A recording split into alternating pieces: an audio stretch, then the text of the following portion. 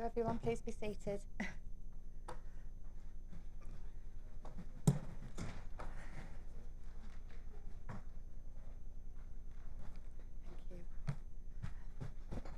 We've received apologies from Councillor Carol Morgan and Councillor G. Jeffrey.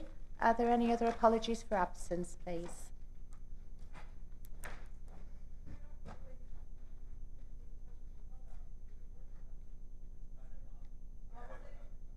That's okay. We were a bit worried about him, but we don't now. Thank you. There's a declarations of interest form circulating if anybody has any declarations of interest. Can we have somebody to confirm the accuracy of the minutes from the previous meeting of the 18th of January, please? Thank you. Do we have a seconder? Thank you.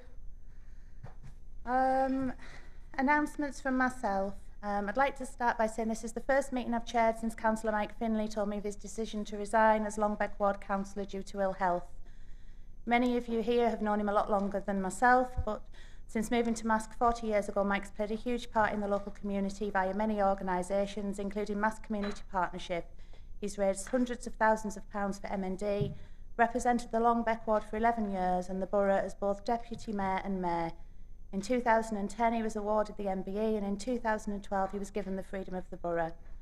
As a new councillor and mayor, Mike has offered me a lot of help and advice and support over the last 3 years, and this has been invaluable. So I'd like to pass on my thanks and open the floor to anyone who would like to say a few words. Councillor Jeffrey. Yeah, Madam Mayor, just really to echo everything that you've said about Councillor Finlay. I'm sure many members in the Chamber have sent messages to him anyway. I know certainly members of our group have, and we wish him all the best for the future. Councillor Thompson.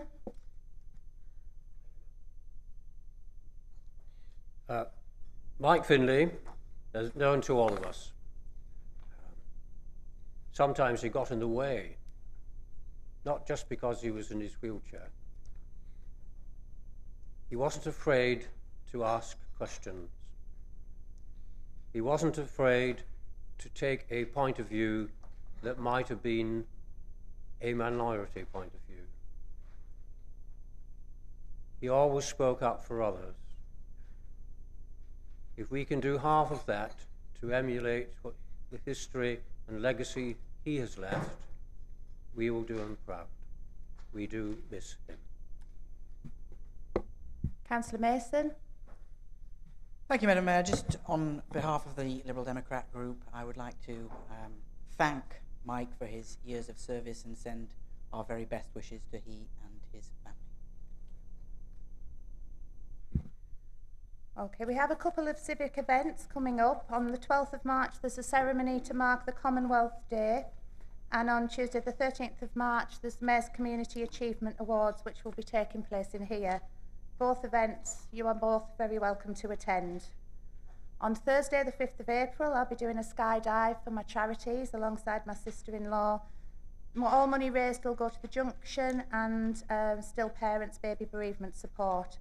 So any sponsorship would be most welcome, or if you'd like to put some money in the collection buckets at the back of the room at the end of the day, that would be appreciated. There's also the Mayor's Charity Ball on Friday the 27th of April, so I hope many of you will be able to support me by attending or donating a prize. It's my main fundraiser of the year. Also on the 24th of March, I'm holding a Soul and Motown night at the Coulter Memorial Hall. All services have been provided for free, so every penny raised, it's only £3 to get in, will go towards my two charities. Are there any announcements from the Leader of the Council, please? Mayor, you'll be pleased to know that I'm not going to make a whole stack of announcements today, given that we've such a long agenda. But I have been told by numerous people that I do have to announce just one thing, and that is just to pass on our congratulations to the group that have been working to get the funding to restore Gisborough Town Hall, of which Councillor Teasdale and Bill have been involved. Just to say congratulations. Oh, sorry, and who else? Oh, and Sheila, sorry, Sheila. I forgot Sheila, sorry, Sheila. And of course, because you're on this side, you're out of my line of sight. That's what it is. And Councillor Hollyoake. I've had numerous phone calls from various people over the last numbers of days, And it's quite obvious that it is a hugely great event for Gisborough, for that group, and it's a marvellous achievement, and we very much look forward to seeing the results of their hard work. So that's me for today, Madam Mayor. Thank you, and pass on my congratulations for the hard work everyone's done in achieving that, including Councillor Holyoke.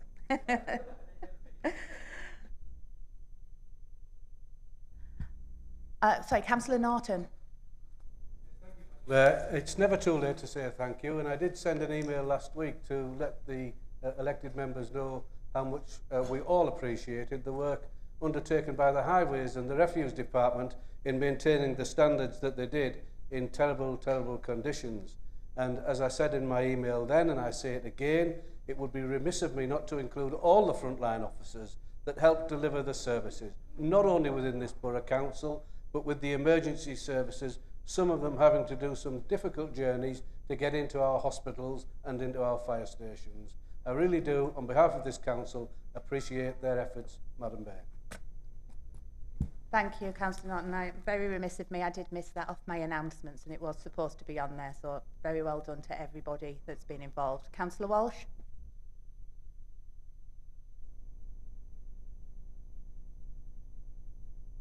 Yeah, I'd just like to add, Bob obviously praised the staff in the department responsible for, could I also pass on, I think, the thanks of the community, as much as of the councillors, to the staff in adult services, who, again, did some sterling work in atrocious conditions, particularly in dealing with problems with people requiring domiciliary care in out-of-the-way places. And I think thanks to the Cleveland Mountain Rescue Team in one case, and also I think thanks to that unnamed social worker who ended up being posted on Facebook as last year was the bus driver going up Saltburn Bank.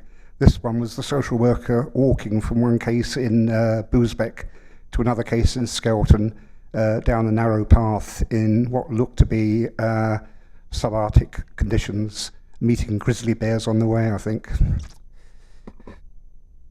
Thank you. Yes, I think everybody involved during the particularly bad weather has done a remarkable job, and thanks to everybody. Okay. Any announcement from Cabinet members, please? Councillor Hannaway. Thank you, Madam Mayor. This is a letter from the Minister of State for School Standards to the head teacher of Grangetown Primary School. Dear Mr. Murgatroyd, I would like to congratulate you, your staff and your pupils on the very high level of progress that pupils in your school have made in their reading, writing and maths. Your school's Key Stage 2 results show progress scores of 3.9, 6 and 8.4 in English reading, writing and mathematics respectively. This means that your school is amongst the top 2% of schools in England in terms of the progress of your pupils that they make between Key Stage 1 and the end of Key Stage 2. Thank you for your hard work and professionalism producing such high standards, and congratulations again to you and your staff for all you have achieved. Best wishes, yours sincerely, Nick Gibb, MP. I'm sure that the council will want to join me in passing on our congratulations to Jason and to his staff and to the children, and also to the group that he hasn't thanked, which is the parents, because we know that the parents have a big effect on education outcomes for their children. So congratulations to all involved. Thank you, Madam Mayor. Congratulations to everyone involved at Grangetown Primary School. Are there any announcements from the Chief Executive? Thank you, Madam Mayor. No announcements today. Item 6 on the agenda is to consider questions from the public for which notice has been given. We haven't received any questions this time. So we'll move on to item 7. And Councillor Massey, item A, the approval of the pay policy statement. Thank you, Madam Mayor. As members will be aware, the Localism Act of 2011 requires local authorities to publish an annual pay policy statement, which is detailed in the appendix to your budget setting reports. This needs to detail the council's remuneration of its senior executives and the remuneration of our lowest paid staff, and also needs to discuss the relationship between these two groups. The main way that we do this is the pay multiple, and it's a calculation of the highest pay divided by the median or mean pay of the authority. Both these statistics have decreased over the course of the last year. Using the median, it has decreased from 6.97 to 6.75, and using the mean, it has decreased by 5.94 to 5.88. These figures clearly highlight the success, and one of the proudest things that I've been involved with as a member of this council, which we all came to a decision about, the minimum wage, the Redcar and Cleveland minimum living wage supplement. This shows that our lowest paid have had their wages greatly increased over the period of time that this has been in place since 2013. It will also go up again on the 1st of April, so that the minimum wage supplement for Redcar and Cleveland will be £8.75, up 30 pence from £8.45, and the rate for our apprentices will be up from £3.50 an hour to £5 an hour. These actions have resulted in a 39% increase for the lowest end of the salary scales in Redcar and Cleveland between 2012 and 2018. We also have to report now on the gender pay gap, which is a new instruction from government, and in Redcar and Cleveland, the women's mean hourly rate is 0.8% higher than the men's, while the median hourly rate is the same as the men's. So as such, the council does not have a gender pay gap, which is obviously great news. The only other thing to mention about this report is that there is a slight change to our pay policy in relation to on-call arrangements. These are detailed on page 8. In view of national and local single status arrangements, which were implemented a number of years ago, in essence, all extra allowances from salaries were removed from this authority. However, this was done at a time when the highways contract, for instance, was outsourced from the authority. Now it is back in-house, we need to re-look at these on-call arrangements for our staff. In the interim period, these have been paid on an ad hoc basis until this report has come to members today. But on page 8, it details that weekly amounts for those on call, and by on call we mean somebody who is expected to come to work the second that phone call the second they receive that phone call. Those weekly amounts will be £123 for operatives, £190 for motor vehicle fitters, £190 for bronze command, and £200 for silver command. These are weekly amounts, and they're paid for any week when a relevant employee is on call, and only if they are on the on-call rota. So the recommendation on page 11, I move that the pay policy statement at Appendix 1 be published, and that full council approves the introduction of the call-out charges for staff I have just referred to. Thank you. Do we have a seconder, please? Thank you. Councillor Glyn Nightingale, please. Thank you very much, Madam. Can I just ask Councillor Massey effectively a couple of questions? He mentioned the gender pay gap, and of course in 2004 we introduced equal pay here, and one of the elements of that was to have job evaluation. So what I really think is how does job evaluation fit in with ensuring equal pay still, and secondly how it fits in with introducing the national living wage. And thirdly, relating to the on-call issue, if there was if job evaluation is actually in play, there would be essentially the need for a compensatory differential, it's called in economics, for people who are taking extra responsibility.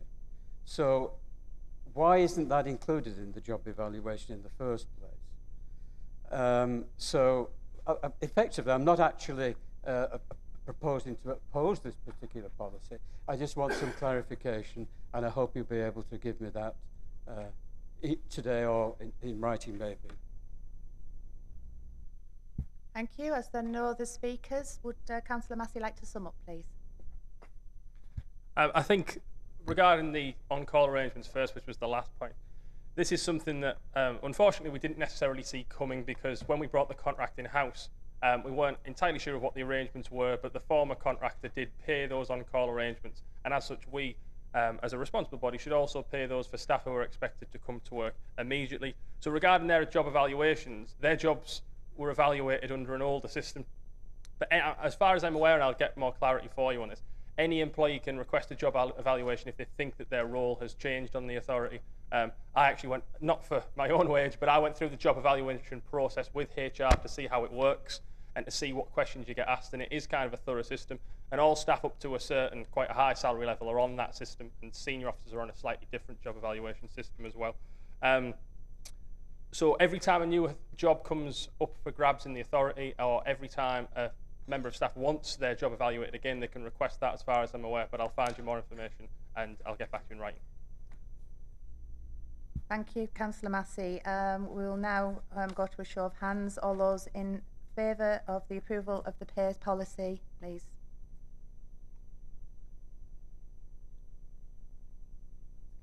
That's carried, thank you.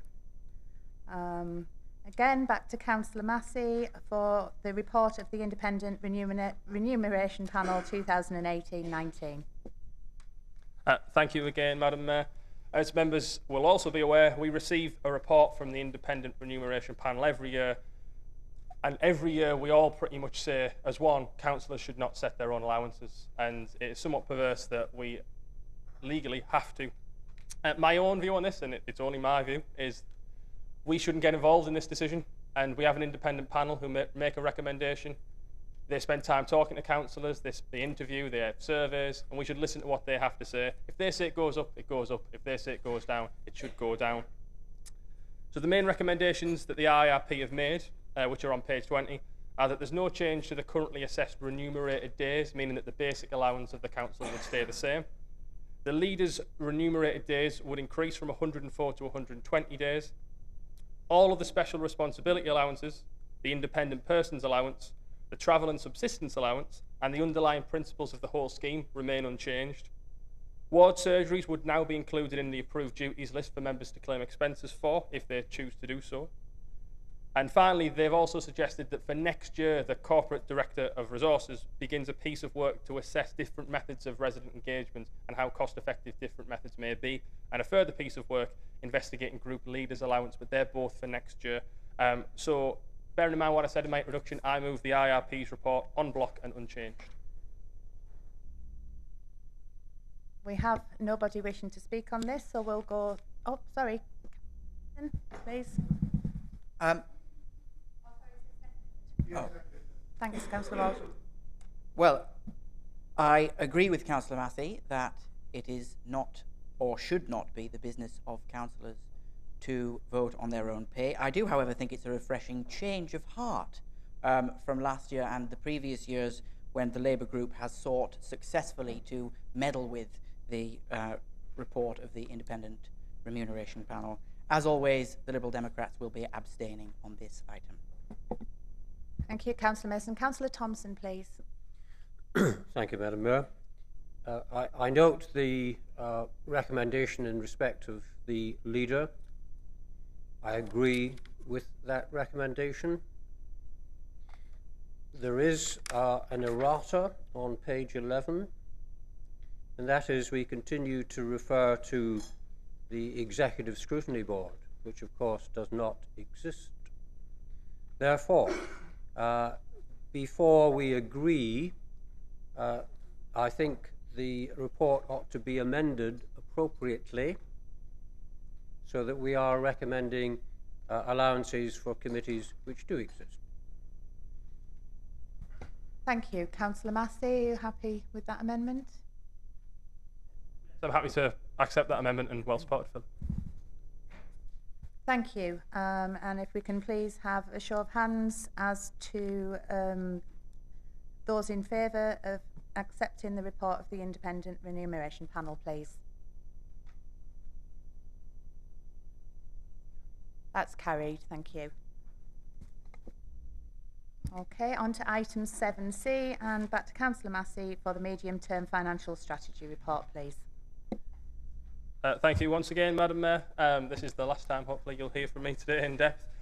This is the budget, in essence, and members will be acutely aware that last year we signed up to the Conservative government's local government finance settlement.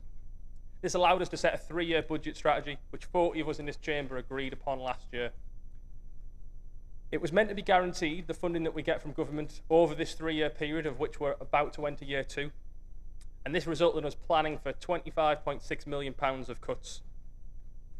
However, the government have moved the goalposts for this year. We always knew that our revenue support grant was going to be cut by £4 million. We knew that £620,000 was going to be cut off our new homes bonus, but this actually increased in year. £280,000 has been cut from our adult social care support grant and £300,000 from our public health grant. But three principal changes have happened in year from central government. One, the new homes bonus, which I said was always going to be reduced, has been reduced by a further 140,000 in year. The pay settlement is far higher than we anticipated, and while we are all in favour, I'm sure, of paying our staff a good, honest and decent wage and seeing finally the pay cap lifted for the public sector, no one expected that to be unfunded from central government. It is. The central government's reasoning behind this, and their rationale for how we deal with this is let's just put council tax up even more, and that is not something that I'm proposing today. We proposed last year a 1.99% increase on the council tax and a 2% increase on the adult social care levy. Across this 3-year period, we are sticking to that plan despite the government sounding us off to try and put it up by 6%, and despite other local authorities in the Tees Valley doing so. We thought next year there'd be £2.8 million of pressures. This has increased to £6.5 million, showing the demand-led pressures that authorities have. We hear every time Councillor Hannaway steps up for his report on children's services and looked after children that the numbers continue to increase. They've plateaued slightly, but they're still at a sky-high all-time record level. There is no extra funding from government for this. The government allowed us to raise an adult social care levy rather than giving us extra money for adults, but it has not given us any scope to do so in children's services, nor has it given us extra grants in lieu of this pressure. As I said, we proposed £25 million of cuts, 25.6 during Shaping Our Future 3. We will deliver these cuts that we agreed on last year. It won't be easy, but we will deliver them over the 3-year period. The difficulty that we have, as I stand here today, is that figure is nearer £33 million now, and that is not to do with anything that this council has done. That is due to central government and demand-led pressures. So the cuts that we need next year have increased by 5.5 million to 7 million. We are forced to look at our own budgets to try and make up this difference between the 26 and 33 million. And for the next year, we're looking at some specific areas. One, regarding PFI, we're looking to provide for the repayment of debt on our office buildings, school buildings and light columns over the economic life of the asset rather than the PFI contract. This is a change to our minimum revenue provision, which we made a change regarding our borrowing. This is regarding our PFI borrowing for this year. This will find £1 million. Capital investments, we are proposing to invest some moderate investment into unit trusts, which have a return of 4.6% per annum rather than the very pitiful results we get from banks. This will raise around £250,000. We're hoping to refinance yet more of our LOBO repayments, which will hopefully save us another £250,000 a year. And we're using 1.5 million of additional reserves on top of the 3.1 million that we agreed last year. Moving on to the council tax quickly. As I've said, we are proposing a 1.99% increase, not the 3% allowed by government. This will increase the council tax bill by 56 pence a week for a band D, or 37 pence a week if you're in a band A. Most of our properties are in band A or B. We're also proposing a 1.99% social care levy increase, a 2% social care levy increase, which is the same 56 pence a week or 37 pence a week if you're in a band A. On top of these increases are increases of which we have no control. The fire are increasing by 2.9%. This is a £2 increase over the year. The police are increasing by 5.5%, a £12 increase. For the parishes, Gisborough, Lockwood, Loftus, Skelton, Mask and Newmask parishes are all proposing no increase. We received a late letter on the 7th of March from Loftus Council, which states that they are proposing no increase, but they're also proposing that the council should follow their example. Unfortunately, that is not an option we have available to us due to the consistent cuts from central government and the 3-year budget that we all, or most of us, agreed last year. On capital, since we were elected in 2015 as the minority ruling group of this council, we have seen the capital debt of this council decrease from £171 to £159 million. And we've reduced the number of LOBO loans from £105 million to £56 million. These are both steps in the right direction. And like I said, we are looking to reduce our LOBO figure by a further £29 million, hopefully this year. But that is not to say that we do not want to see sensible capital investments. Last year, we approved £8 million, £5 million for the town centres, £2 million for the industrial estates, and £1 million for the public realm, which will go a long way to regenerate our borough. And we hope to see spades on the ground this financial year to try and get those schemes very firmly off the ground. So in short, I recommend to Council a balanced budget for 2018-19, building on the work of last year, despite the continued challenges and continued cuts to Redcar and Cleveland from central government. So I move A balanced medium-term financial strategy incorporating the Shaping Our Future 3 changes, a 1.99% council tax increase, a 2% adult social care precept increase, an affordable capital investment programme supported by robust treasury management, and a strategy around treasury management that sets the authorised limit of our debt as £270 million, although we intend to go nowhere near that, and a revised minimum revenue provision policy for 2017-18. In these difficult times, 40 of us last year united to set a sensible, balanced budget that was fair for the residents of our borough. For the borough's sake, I hope we can do the same again. I move. Thank you. Councillor Massey, is that seconded? I'd like to second it, and I'd like to make a few comments as well. I think this time last year, when I stood up in this council chamber and seconded the budget that Chris had proposed, I think I said that it was a task that no one actually looks forward to.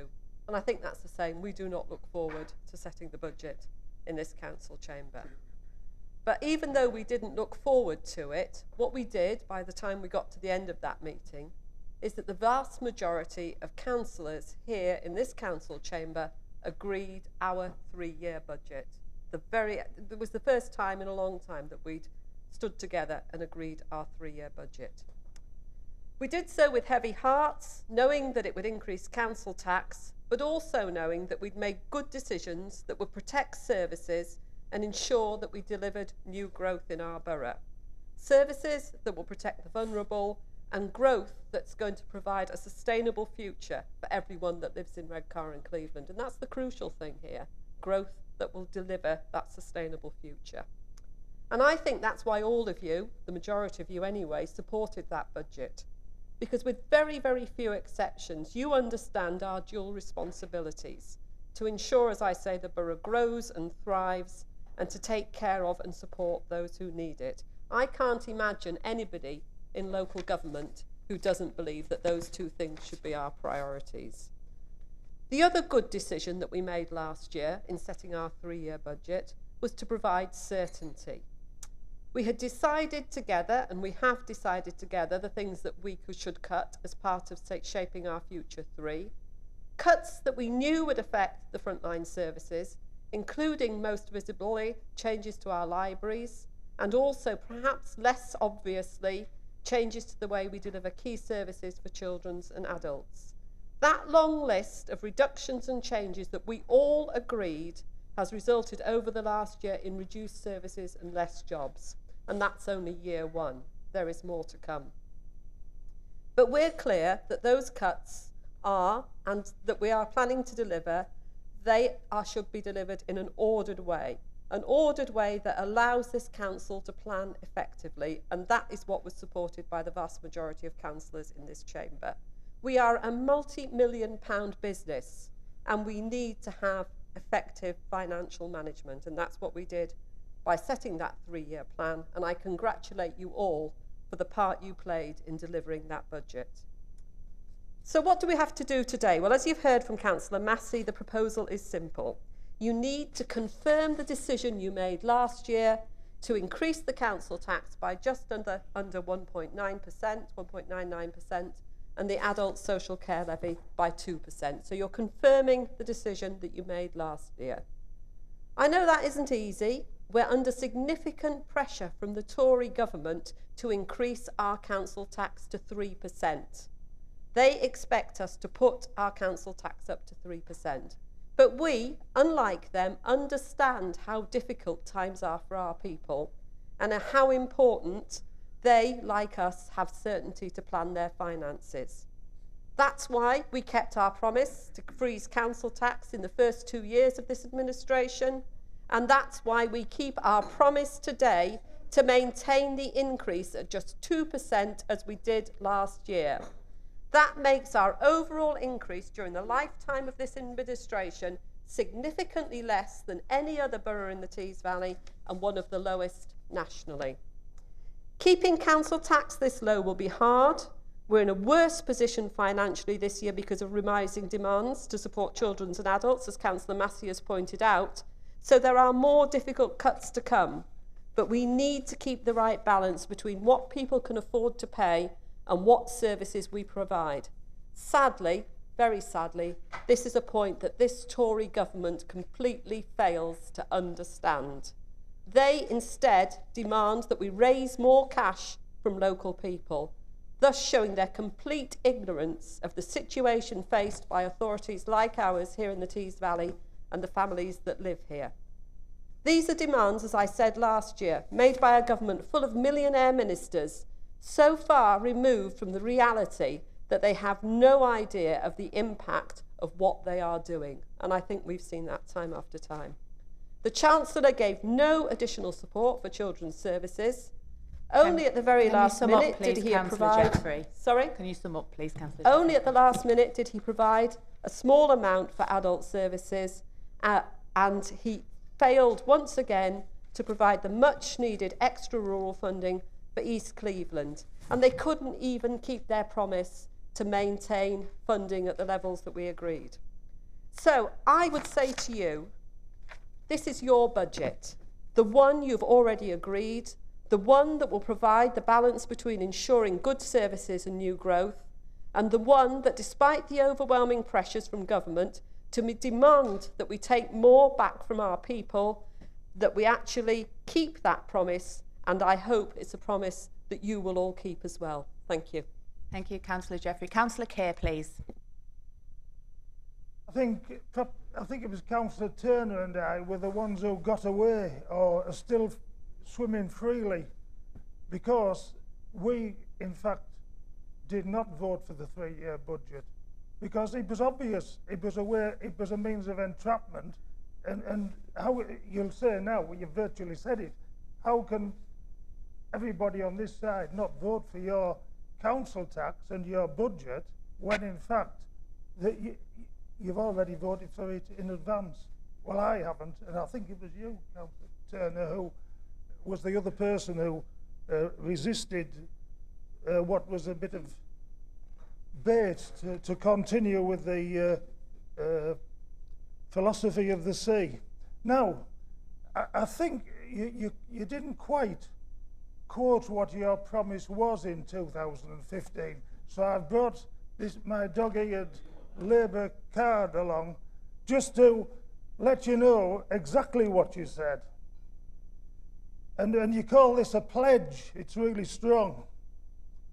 To help tackle the cost of living crisis, now listen carefully, we will freeze your council tax bill for at least the next 2 years. In other words, you weren't in any way, and you can't now, in fact, differentiate between the council tax proper and the social care levy. It's the council tax bill you were talking about here. You didn't do it in the first year, you didn't do it in the second year, you didn't do it last year, and you're not doing it this year. You've got here under false pretenses. That probably got you elected, that rash promise you never had any intention of keeping to, and here you are today. All you can do is blame the government for cutbacks to local authority spending without taking any responsibility yourselves. Why don't you look at what the parish councillors have done? Skelton Broughton, I think it is, they've actually reduced their council tax. All the others are on nil increase. Your tax, you talk about 4% as if it's nothing. It's about double inflation. That's what it is. So my reasons for thinking you're making a mistake is, why not stick to your election promise? And secondly, why not, for once, think of the people out there? The Labour Party regards people out there as a bottomless pit of money. Anybody who perhaps has a house and a job, that you can just go and take pound after pound after pound, thousands of pounds in some cases. It's all right quoting band D, but there are other bands much higher than that.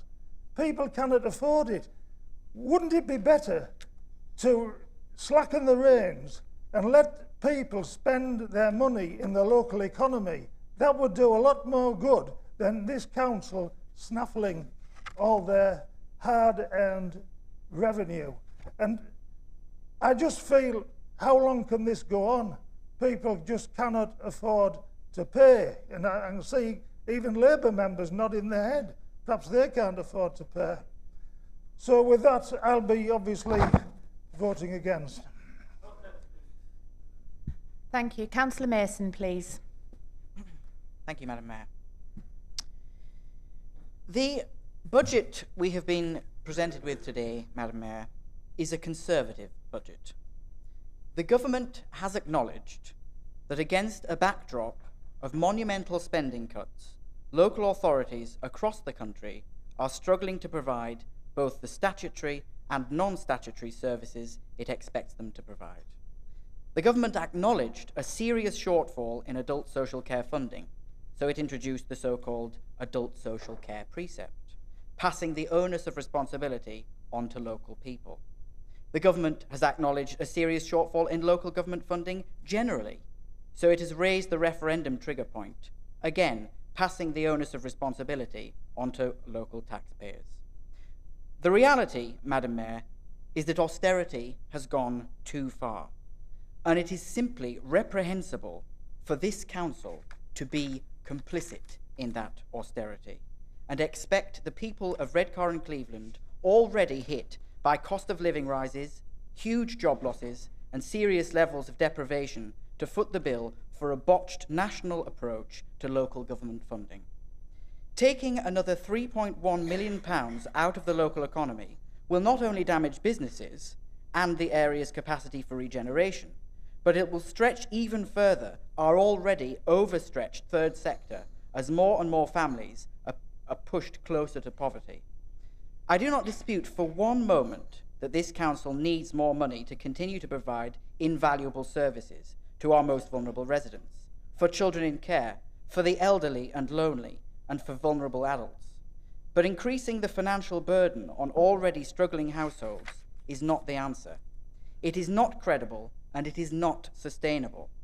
There seems to be, to me, no long-term plan on offer to address the crisis of local government funding and redress the regime and the regressive and imbalanced system of council tax, which favours wealthy boroughs and neglects those in greatest need.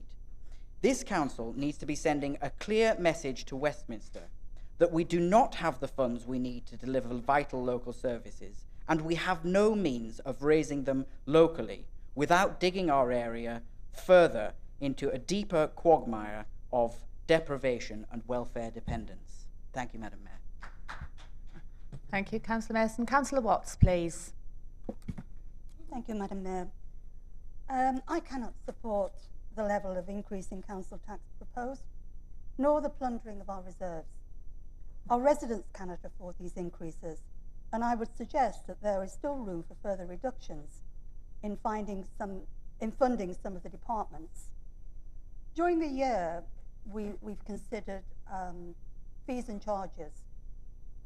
We were notified of the proposals, a couple of days before a meeting in such minuscule writing that there was no way we could read it, never mind decide a reasonable argument for it. 3 days ago, we were presented with a fair funding review, which has been in the pipeline since last December. The Labour Party blamed the government. This was our opportunity to influence government spending and what we received. And what has been drawn up for our consideration that had to be in by today is bland, unimaginative, and really it is not going to entice anyone to give us a penny. Children's services, in particular, continue to spend way over their budget. Councillor Hanaway's reports to Council are consistently positive and full of detail of children's activities. I have repeatedly asked for detailed financial figures, but received none. My requests are passed on to various officers who reply in general terms, not specific. Our work must be cost effective. I'm fully aware of the statutory role of children's services, but there appears to be little forward planning. In Councillor Hanaway's last report, he referred to 165 children on full care orders and using more and more out-of-county and independent fostering placements, which are very expensive. Some in-house foster placements must be left open to cope with increasing number of children coming into care. Children on full care orders should be moved on to specific long-term foster placements or into adoptive placements as quickly as possible in order to make placements available. At the last council meeting, I asked what part the Redcar and Cleveland played in the regional adoption agency, having personally had experience of working in a team which encompassed all aspects of adoption. This expertise enabled them to move children on more quickly. Again, I received no reply. I also asked about child sexual exploitation. This is the issue of the moment. There having been very successful raids in Newcastle. Unfortunately, the raids in Middlesbrough resulted in all previous people being released without charges. Councillor Hanaway's report detailed many awareness sessions, and I have also heard the police quote CSE as being one of their top priorities. Whilst publicity is good, I asked Councillor Hanaway exactly how many children in the Redcar and Cleveland have, social workers, have been involved in this area over the last year. Until his report today, we've not been given any figures. We should be considering cutting expenditure in this area of work, particularly as the police have put it as high profile for themselves. I'm not alone in questioning children's services expenditure. We cannot be all things to all people and do not have the finances to jump on every bandwagon. The financial pressure of increased taxation on residents is likely to increase the emotional pressures in families, which in turn increases pressures on our services. Putting up council tax is not the answer. It's a chicken and egg situation, and common sense must prevail. Much as we would wish, we do not have the finances to do everything we would wish for children, and children's services must address this issue within their department and provide us with financial details. Councillor Hanaway has still given us no indication of what cuts he may be able to make. Thank you, Councillor Watts. Councillor Philip Thompson, please. Thank you, Madam Mayor. Fortunately, my memory serves me hopefully well by reminding me that I did not support the budget proposal last year. That is on record. The reason I did not support the budget proposal last year was fundamentally because we were being asked in one vote to support a council tax increase, an adult social care increase, to recommend the precepting of 6 other authorities, when we had no choice and no opportunity to debate the council tax itself. We still, today, Madam Mayor, do not have that opportunity. So that leaves me with no choice but to vote against this year the proposal before us. Now, why can we argue that recommending no increase is a valid argument? We need to have alternatives, do we not? But before we can devise alternatives, we need much more detailed information. We've heard this afternoon how that may not be entirely forthcoming. So if we are going to manage the money that we currently have and do that proficiently, we would be better placed then to go to the electorate to say, I'm sorry, after all the endeavours that we've undertaken, we still need you to give us more money. But have we done that? Have we, at every step, taken the best measures we could? Have we made the best value of the decisions we've made and the money that we've been endowed with? And the answer, unfortunately, is no. So until we can improve our performance, it is not fair at all on the electorate, the ratepayers of this borough, to demand more money. So very quickly, because I've only got a very limited time in order to make a contribution verbally today, which negates in a way the democratic process, although people might argue we've had lots of opportunity prior to today. But every time we've taken that opportunity, we've gone away to look at it. We've looked at it and done nothing. So, very quickly, Madam Mayor, I remind myself of some of the concerns that I've expressed during this last 11 months. First of all, we have failed to introduce a car parking policy. I know at Saltburn we have lost tens of thousands of pounds of potential revenue because we haven't addressed a policy. In addition to that, we've lost tens of thousands of pounds of car parking income because we haven't even installed a car parking fee machine. Is that not fundamental? We still use a building in Gisborough called Belmont House. It's redundant. We've got space by the square foot over there, which we are not using. We still occupy a house called Fairway House that does not need to be occupied. We could be getting income. Dare I mention skips? For the last 9 years, Madam Mayor, I have been asking for an increase in fee level. It's still being looked at. We have cost centres. Do we use our cost centres? Can you sum up, please, Councillor Thompson?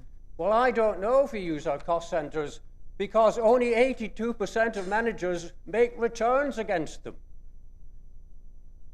Now, we've been asking for figures on children's services.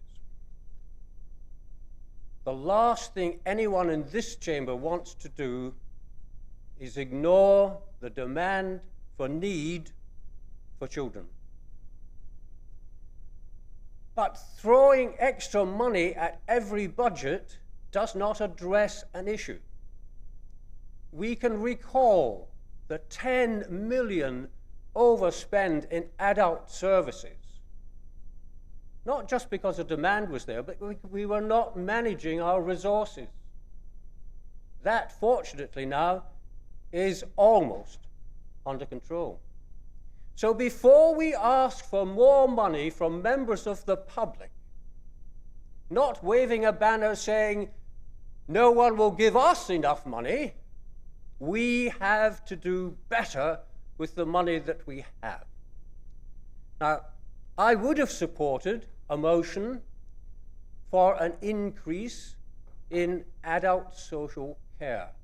Can you sum up, please, Councillor? We have another 10 But I don't have speakers. that choice if I'm also at the same time to vote for an increase in council tax. Madam Mayor, I cannot do that. We do have at least another 10 speakers, so if everyone can try and stick to the 5 minutes allowed, that would be appreciated, please. Councillor Glyn Nightingale. Thank you, Madam Mayor. I think we've probably got the worst government in my lifetime at the moment, and that's not just... There's a close second, and that's the Labour government in this. That's the Labour government in the 70s. They're not quite in the Premiership with Putin and Venezuela and Syria and so forth, but they're pretty awful. And it's not just Brexit; it's about austerity. As Councillor Mason said, austerity's gone on too long. It was understandable that we needed to make the country's finances right after the crash in 2008. But it's gone on for too long now. And it's strange, isn't it, that the Eurozone growth is much higher than ours, and we're still in austerity, and it's time to release those floodgates. If you look at what is actually happening in local government, there's a paradox, isn't there? They're pumping money into the combined authority, but the basic services in this area are being put under pressure. The principle of equalisation that was supposed to exist when government grants were introduced for local authorities to provide the national level of services, that's gone. Of course, it may have started with old Mother Thatcher. We've now got geographical inequality in terms of the provision of local government. In fact, I really suspect that the Conservatives really ought to be voting for this budget, because effectively it is their government's policy. So, what is the situation as far as we in the Liberal Democrats are concerned? The problem with this is that the priorities of this administration are not the right ones. The strategy, the vision, and so forth is where they've got the wrong priorities, if they've got any.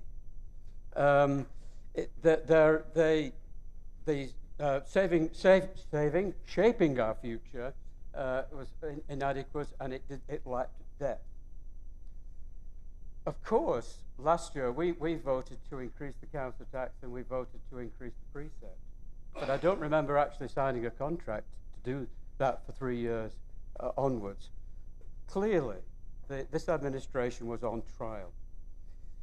What are they doing about the productivity of the council? What are they doing about reserves? What are they doing about the 8 million, is it? 8 million money that is in there for the 106 arrangements?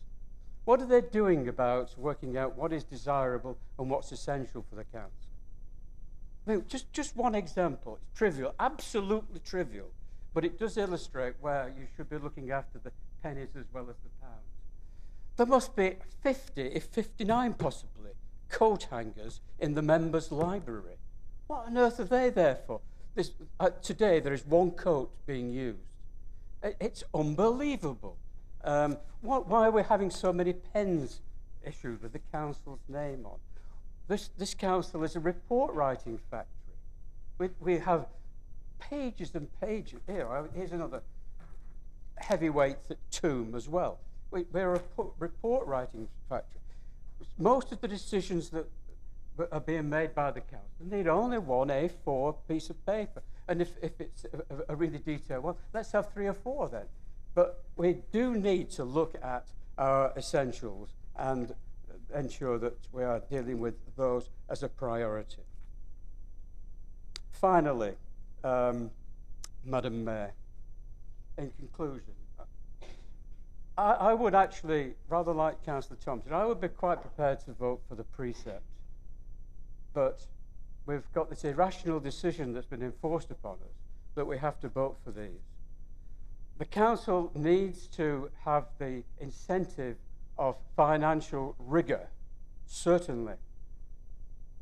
And by keeping the council tax as it is, that rigour is sufficient. I can't support this budget. Thank you, Councillor Nightingale. Councillor Hannaway, please. Thank you, Madam Mayor. Well, having been so roundly condemned by Councillor Watts, I thought I'd better speak. And also because, obviously, looked after children are a big part, the increase in spending, a big part of the shaping of this budget. The context in which we make this budget is extremely stark. Councillor Kay asks, how long can we go on like this? We can't go on like this. The Audit Office itself expects 1 in 10 councils to go bust in the next 3 years. Our partners in health and education and also in the voluntary sector are also in severe financial difficulty. A few years ago we had the idea of the big society. Obviously we don't like it, we think it's just a cover story for cuts, but it was at least a proposition. But it only works if the voluntary sector is funded, and we no longer have the money, and the CCG doesn't have the money to fund them. My own experience, especially in recent weeks, is that we're moving now from a very difficult financial situation to an impossible one. I learned the other day that the CCG is even having difficulty in paying us for the existing work that we carry out for them. I go to a lot of meetings everywhere, and everywhere I get the sense that the very structures themselves are falling apart. And the common theme of it all, among many different examples that I haven't got time to give, the common theme is that there is an inadequate amount of money making its way too slowly through an overly complex system. For example, Lawrence Jackson School came to visit us because it's a maintained school, so we wanted to talk to them about their results. Now, they need money to help intervene with the Year 11s who are now going towards their exams. We no longer have it. They have to apply, but they have to apply through a teaching school, and they have to apply to two separate boards, the Tees Valley Board and the Sub-Regional Board. It's an overly complex system. Meanwhile, those young people are heading for their exams without any extra help. This is the situation that we're in, and that kind of thing is happening everywhere. Councillor Thompson throwing extra money at children's services. We're talking about children's lives. Councillor Watts, you're talking about VEMT. We shouldn't work with VEMT. Oh, well, okay, we won't work with them. We'll just let them get exploited then, shall we? In children's services itself, Councillor Watts, you've sent an email to Linda Bulmer asking about 30 different questions. You talk about your own history, you talk about the courts, the Regional Adoption Agency, CSE, you talk about our own budget, you talk about council tax bills, you talk about other activities we should curtail, you talk about care orders, you talk about CSE again, children's service expenditure again, increased taxation. We want to answer your questions, but we don't have time. The officers don't have time to write you a full council report. They have jobs to do.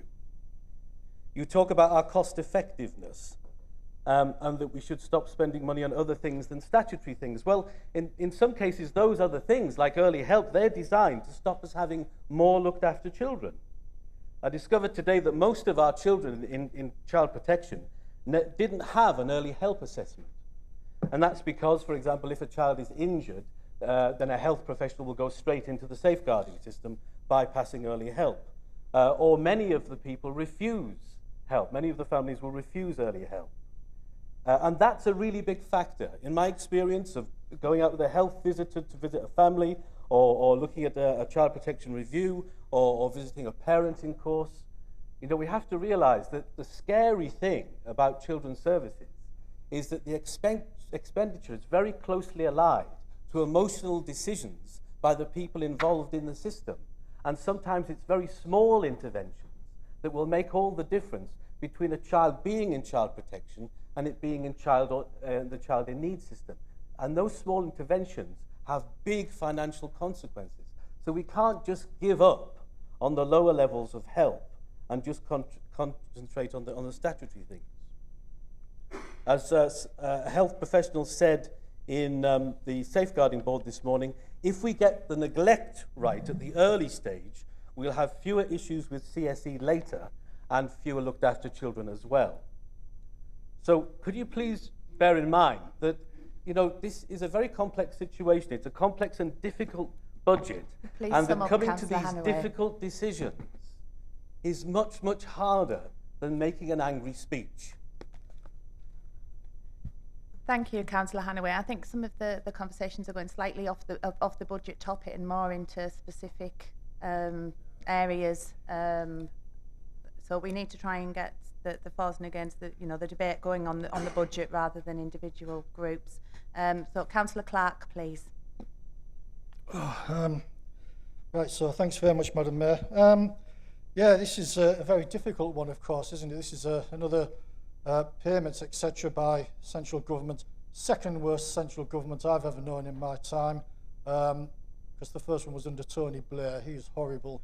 And of course, I totally agree with you. This government is completely out of touch with reality. If you look at what's going on all the time, every day it's Brexit, Brexit, Brexit. Last week, the media was dealing with Storm Emma. They were dealing with the beast from the east. Nothing to deal with the daily going-ons with our members of the public.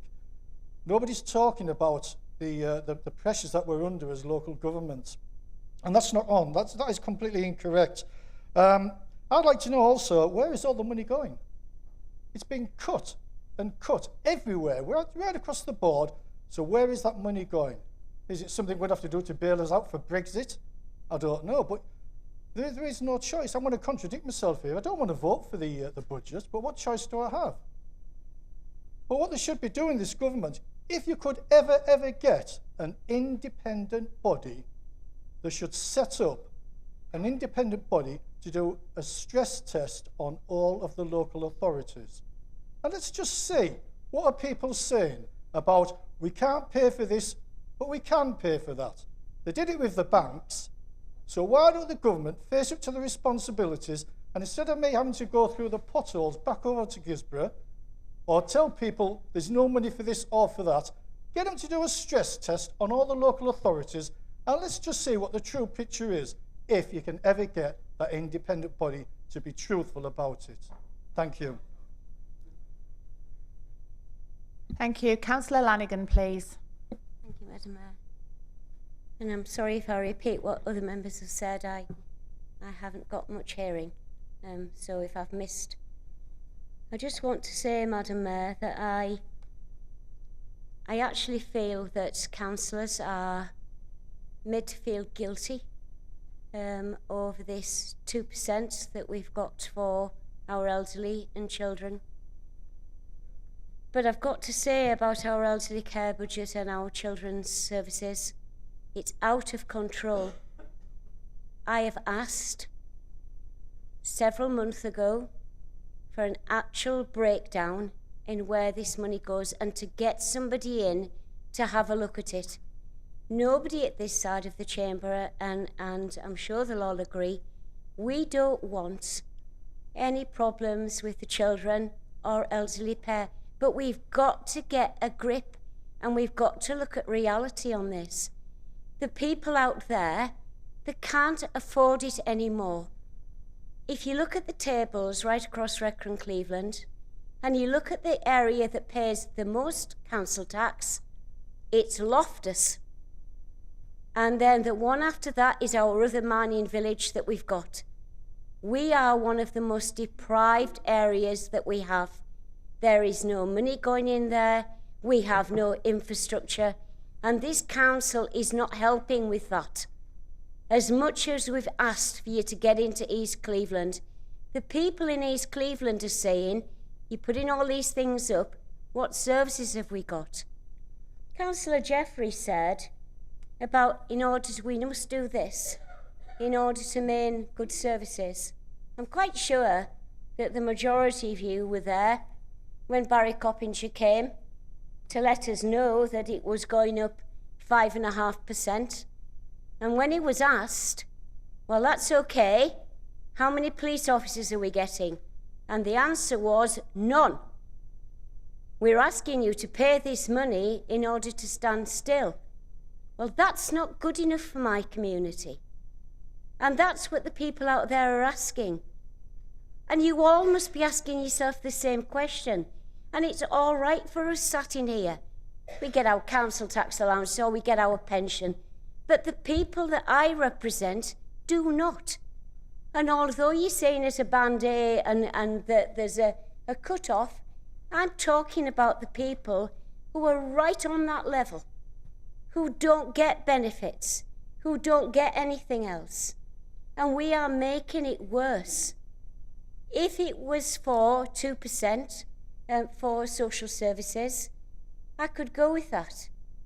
But I can't go for a 4% increase and a 5.5% increase for police and fire authority on top of that. They can't sustain it. And what we need to do here is we need to look at social services and we need to drill down there and see where that money is going to. And then if there's a problem, Councillor Hannaway, you can come and say to us, there's a problem. And if we've got a problem, then give us the evidence and let's have a look. Because all you're doing is budget year on year, on year, on year, on year. You don't need to talk to me, Councillor Jeffrey. It's not your turn, is it? I'm absolutely stood on my feet. Don't you tell me about deprivation. You come to my ward and see what deprivation I've got. You come and see the people struggling to pay their taxes. Don't shake your head at me. Come and have a look before you say anything else. I can't support this. Your social services I will support. If you split it, I can't support the increases that you're putting on here. It seems to me that we've got money for other things and we don't have money for basics. I understand that the Cabinet will be looking to close your libraries. Now, whether that's right or not, I don't know, but I understand that they're looking at it. So don't talk to me about basic services. We haven't got them, and you're just piling more and more money on, and I can't support it. Thank you, Madam Mayor. Thank you, Councillor Lanigan. Councillor Higgins, please. Thank you very much, Madam Mayor. I feel like Councillor Clark, this is a very, very difficult situation for us all today. And one thing I'd like to say, I haven't been or I don't have an alternative budget in front of me to make a decision. And a decision's got to be made today in this council chamber by us all. I don't know how you can go outside and face a young family or an elderly person that needs help. We've been put in this very difficult situation, we know, by this government today. One thing that I would like to say is that to take the council forward, we need to be run as a business now. I was reading 2 weeks ago in a Sunday paper where a council down the south, where the chief executive had taken over, he was a director from Mars, the chocolate company, and in 4 years he'd brought the council tax down to zero by running the council as a business.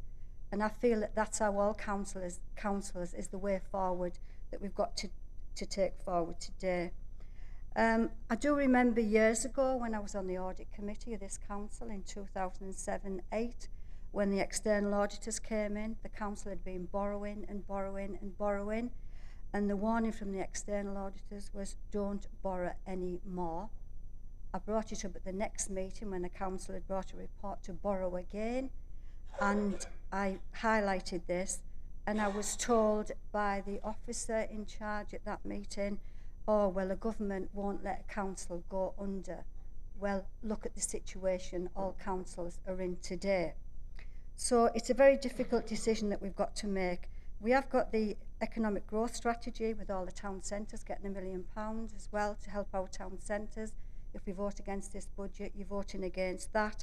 So without an alternative budget, you know, I can't see what we can do. Thank you, Councillor Higgins. Councillor Wells, please. Thanks, Madam Mayor. All we seem to get nowadays is austerity and blame somebody else. We're here to represent the residents, not political parties. Think of your residents. We have what we've got in the budget and we've got to make do with it, right? Let's spend it properly. The general public wouldn't be against rises if they're getting results or seeing their money well managed. Some can afford it, but others can't. When they see their money going to private firms to boost our image, it's no good giving thousands of pounds to airports, festivals, thrifts. People can't afford to visit them. Yes, we want an airport, but not one with limited flights. Yes, we have a festival of thrift, but £80,000 a joke. What would that do to the local economy for the people who can't afford the council tax? In my ward, residents are signing up for a private security firm, £13 a year. They can ill afford it, but they don't trust the police because they can't. It's the management that's at fault. We need to be looking within. 3 years I've been in council, 3 years of council tax rises, but no change within. Always nice and warm building, free buffets, tea, coffee, biscuits, no sacrifices here, is there? No. These are the things the public notice. Let's put our own house in order before we try and do anything else. Thank you. Thank you, Councillor Wells. Councillor Walsh, please. Thank you, Chair. I've got to say that, you know, it's quite amusing to have been here for the last 40 minutes to listen to people bemoan the budget. But I don't think anybody specifically actually suggesting what they would cut. Nobody has said a word about that. It was suggested by Bill Clark, that there should be a stress test on local government. Well, I've got a bit of news for Bill, and, you know, is that actually was done, and it was released on Monday, and it was a report by the National Audit Office on the sustainability of local government. And it talked about, effectively, the things that Bill talked about, and other members have talked about. And the NAO, I mean, they still exist, although I suspect after this week, they will be called traitors to the public or traitors to the nation on the front page of Daily Mail. They made the comment that the report they have produced show that if local authorities with social care responsibilities keep using reserves at current rates, 1 in 10 of them will have exhausted them within 3 years. They say that on a statistical base from 2010-11 to 2017, the estimated number of people aged 66 and over in care increased by 14.3%. The number of children being looked after grew by 10.5%, and that social care now accounts for 54.4% of local authorities' total service.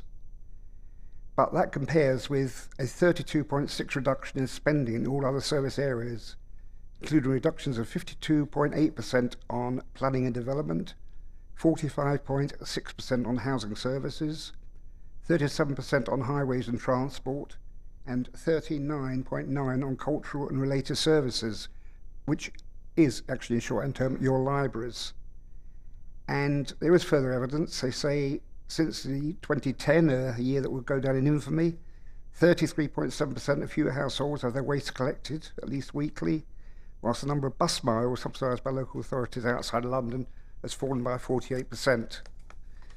The Director General of the National Audit Office, again, I think he will be taken down to be shot probably at the end of the week, wrote, and this is his words, not mine, current funding for local authorities is characterised by one-off and short-term fixes, many of them which come with centrally driven conditions.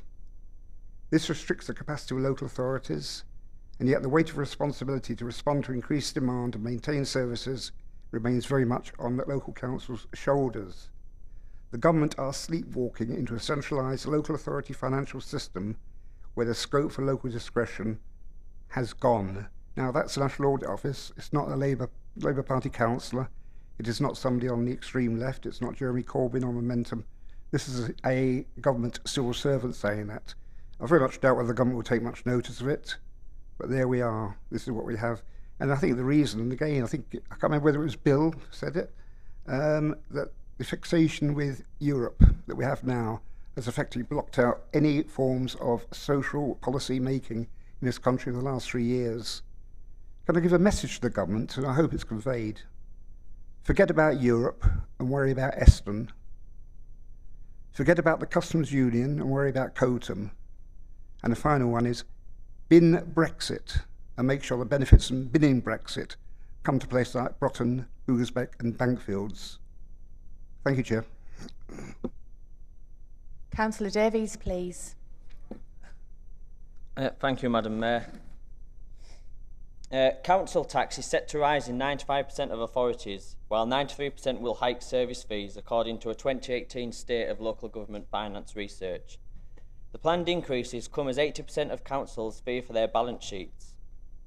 Local authorities also oversee charges for services such as parking, burials and planning, and 93% of respondents to the survey indicated new or increased fees in order to make ends meet. Central government funding has come under fire as a result, with councils said to be calling for a fundamental redesign of the financial system. The research carried out by the Local Government Information Unit claims the biggest pressure on authorities' budgets is children's services, followed very closely by adult social care. Social care was found to be the greatest long-term pressure also facing councils, and councils are uncertain about what monies they will receive after 2020, as decisions over business rates and the Fair Funding Review are still yet to be decided. East Hampshire District Council, which is a Tory-run council for those that don't know, is one of only 6 councils in the country that isn't raising council tax this year. Exactly. On Friday, it emerged Northamptonshire County Council had imposed emergency controls on its spending in order to address severe financial challenges. The move, known as a Section 114 notice, is issued when a council does not have enough money to meet its expenditure. It is the first local authority in 20 years to resort to the measure and is a Conservative-run council. It has projected overspend of £21.1 million before the end of this financial year, and its Chief Financial Officer warned predictions for the following year were very grave. On Tuesday, Surrey County Council agreed a 6% rise in its council tax in the face of a £105 million funding gap according to analysis by the Bureau of Investigative Journalism. In February 2017, the Tory-led authority threatened to impose a 15% increase in council tax in order to deal with its deficit, which would have triggered a referendum, but then found itself at the centre of a political row over a so-called sweetheart deal from government. How much we pay in council tax depends on where we live, and how expensive your house was when the system was first drawn up in 1991. A bit outdated, don't you think? And doesn't this need addressing, especially as part of the Fair Funding Review? Something all governments have failed to look at properly over the years. While London is known for being expensive, particularly when it comes to housing, it has some of the lowest council tax bills in the country. People in Wandsworth pay an average of £645 a year per household in council tax. And in Westminster, where the average property price is more than £1 million, people pay £724 a year on average. That's near enough double less than what we pay here. Councils are calling for assurances, that's what I meant to say, half. Councils are calling for assurances around funding for the next 3 years and for a fundamental redesign of the finance system. At present, government is offering neither. What a surprise. This has to change. Lord Gary Porter, who's chairman of the Local Government Association, who is also a Conservative, said recently that some authorities are perilously close to financial collapse. Many will have to make tough decisions about which services have to be scaled back or stopped altogether to plug funding gaps.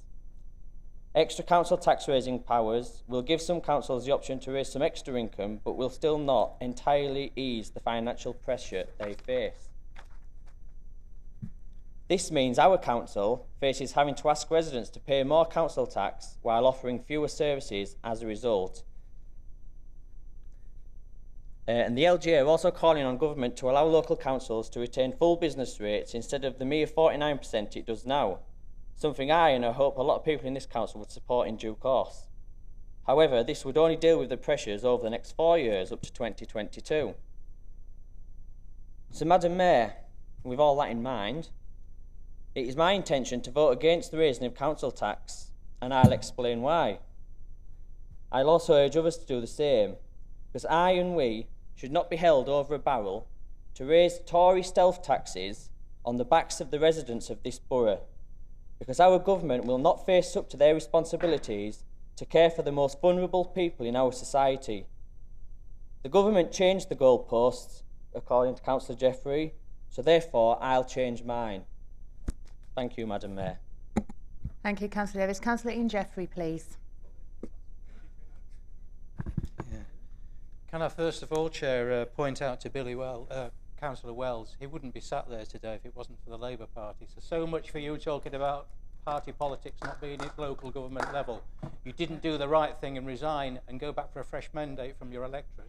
If you had any honour, you would have done that.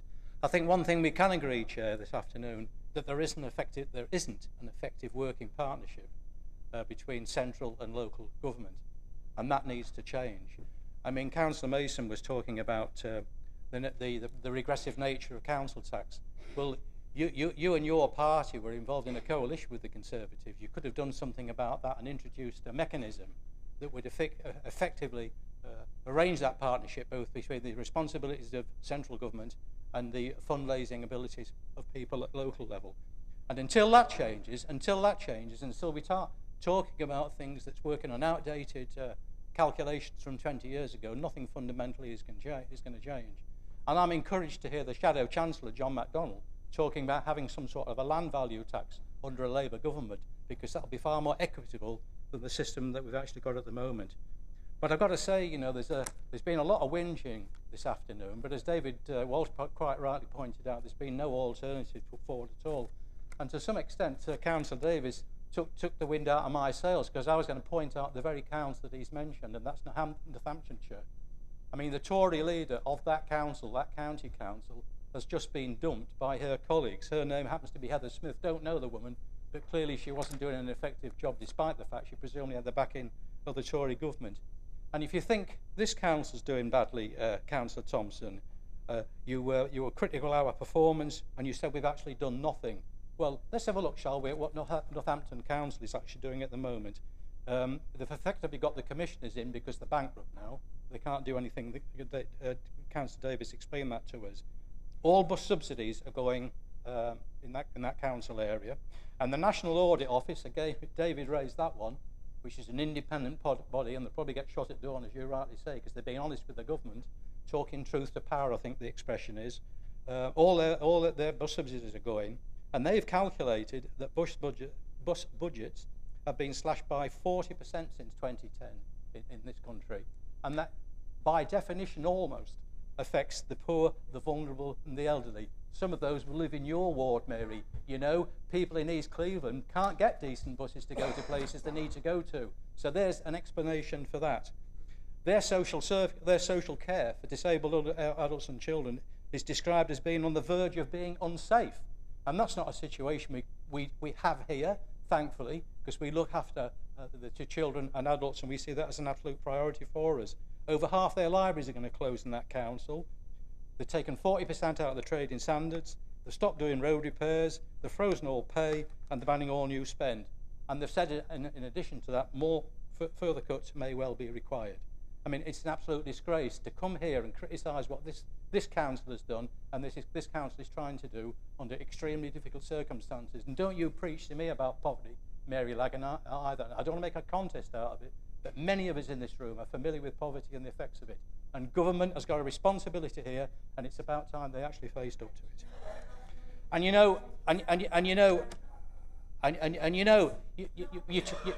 talk about where are the cuts going to come from, because if you have cuts, you have job losses. Services don't get delivered invisibly. This council has lost the equivalent of half a Redcar steel plant closure. Nobody talks about that at all. Across the country, hundreds of thousands of public sector workers have lost their jobs. That's 10, 20, 30 times the amount of steelworks closures that you might imagine. Nobody talks about them, their families, what they've lost, and all the rest of it. So, you know, when you talk cuts, that's the other side. That's the other side that's actually happening. And I've got to say, you know, we're a very rich country. This government has just given £1 billion to the religious fundamentalists in Northern Ireland to help them cling on to power. And way back in 2008, the banks in this country, and it wasn't the Tories then, it was $375 billion to bail out the banks. The money's there, it's just not prioritised correctly in terms of dealing with the needs of ordinary people, and that includes people in my ward, and obviously yours as well, Mary Lanigan. Thank you, Councillor Jeffrey. Councillor Turner, please. Thank you very much, Councillor Jeffrey. I'm glad you think so. Really? I'd never have guessed. Madam Mayor, can I just say, before I start, Councillor Hannaway, your attack on Councillor Watts was unwarranted. It's a sad day when you've got to start criticising elected members for asking genuine questions about costs and control.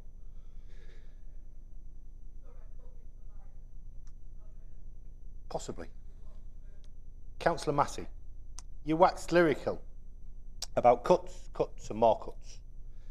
And as expected, you blamed the government for all of our ills. What I did actually agree with you on, though, is the fact that the funding cuts this council's had to suffer are no fault of this council.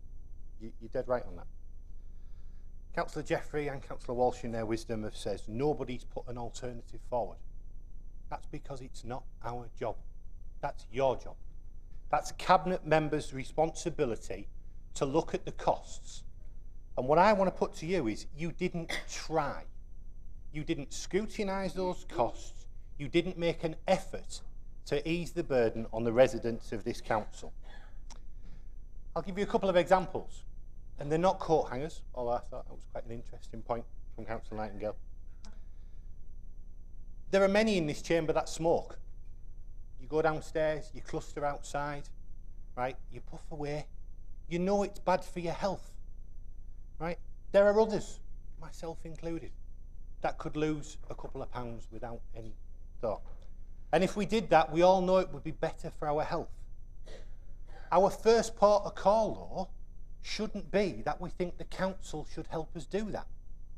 Yet within our budget, we spend hundreds of thousands of pounds on smoking cessation services and obesity cessation services. Why do we do that? And that's just two small examples.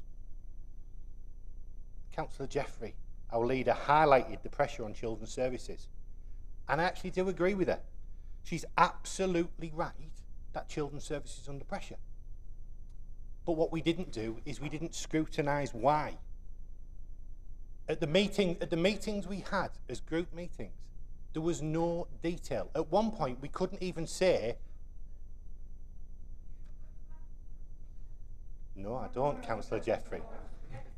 Right? However, I was at the group meeting, right, where we couldn't be told how much money we would need to put into children's services because we didn't know. I'm also aware of the fact that there is no line-by-line breakdown, right, of where our extra money that we're putting into children's services is going. Others in this chamber have said it needs to be scrutinised. Not it needs to be cut, not that the money's not there, is that it needs to be scrutinised. That detail isn't there. And our cabinet members, Can we allow Councillor Turners to finish? Have not done it. Can we allow Councillor Turners to finish, please? Right? Our cabinet members haven't scrutinised that budget in detail. Right? Do I believe our cabinet member for neighbourhoods has scrutinised every line? Has he analysed every cost? Did anybody even go back to the finance team and say, we don't want to put a council tax increase in this year? We didn't. Right? And I know we didn't, because for every year in the last 7 that we've had a Labour-run council, council tax has gone up. The only year it didn't was when it had a coalition leadership, and they froze it. So for every year you put it up. And you put it up because you can.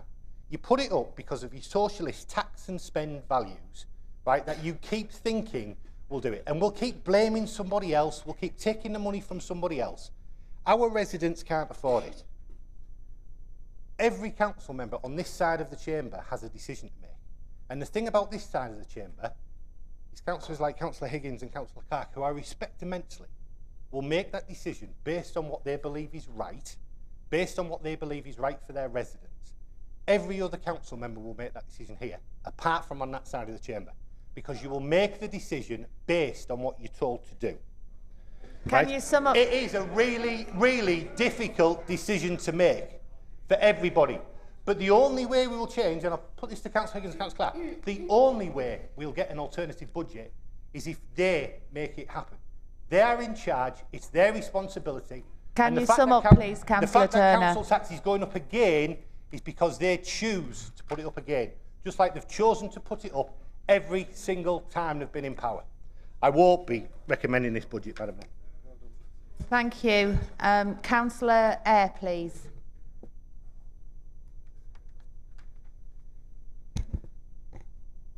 I don't need anybody in this chamber there to tell me that about being needy. When you've been declared homeless, then you know what needy is. And I'll just leave it at that. There's been big criticism there about putting the just below a 4% increase. And the criticism coming from the other side of the chamber.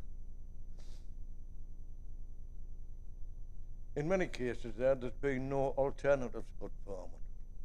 But many, I won't say many, but quite a few from the opposite side of the chamber were in administration in a coalition between 2003 and 2007, Councillor Turner, and they put the council rates up by 20% plus. And what did we get for it? No good shake in the head, but they did. They did. They did. And then we get the criticism, as we always do, from one particular member, playing to the gallery, especially when the press is here, and never ever puts any alternative forward to consider. And then we get criticised.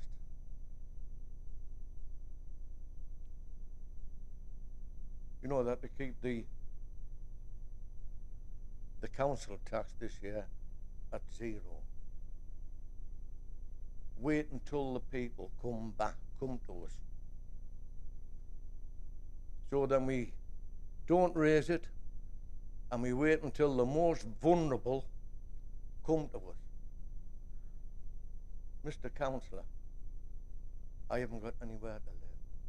Mr. Councillor, Mrs. Councillor, I've got no money there to feed my kids, to look after them. Do we have to wait until families get in that desperate situation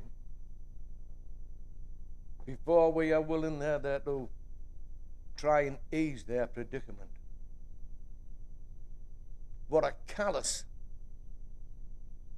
members, if that's the way that you want us to go.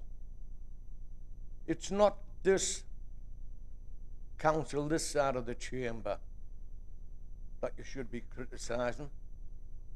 And I'll say it again, and at the back of your mind you know it's right.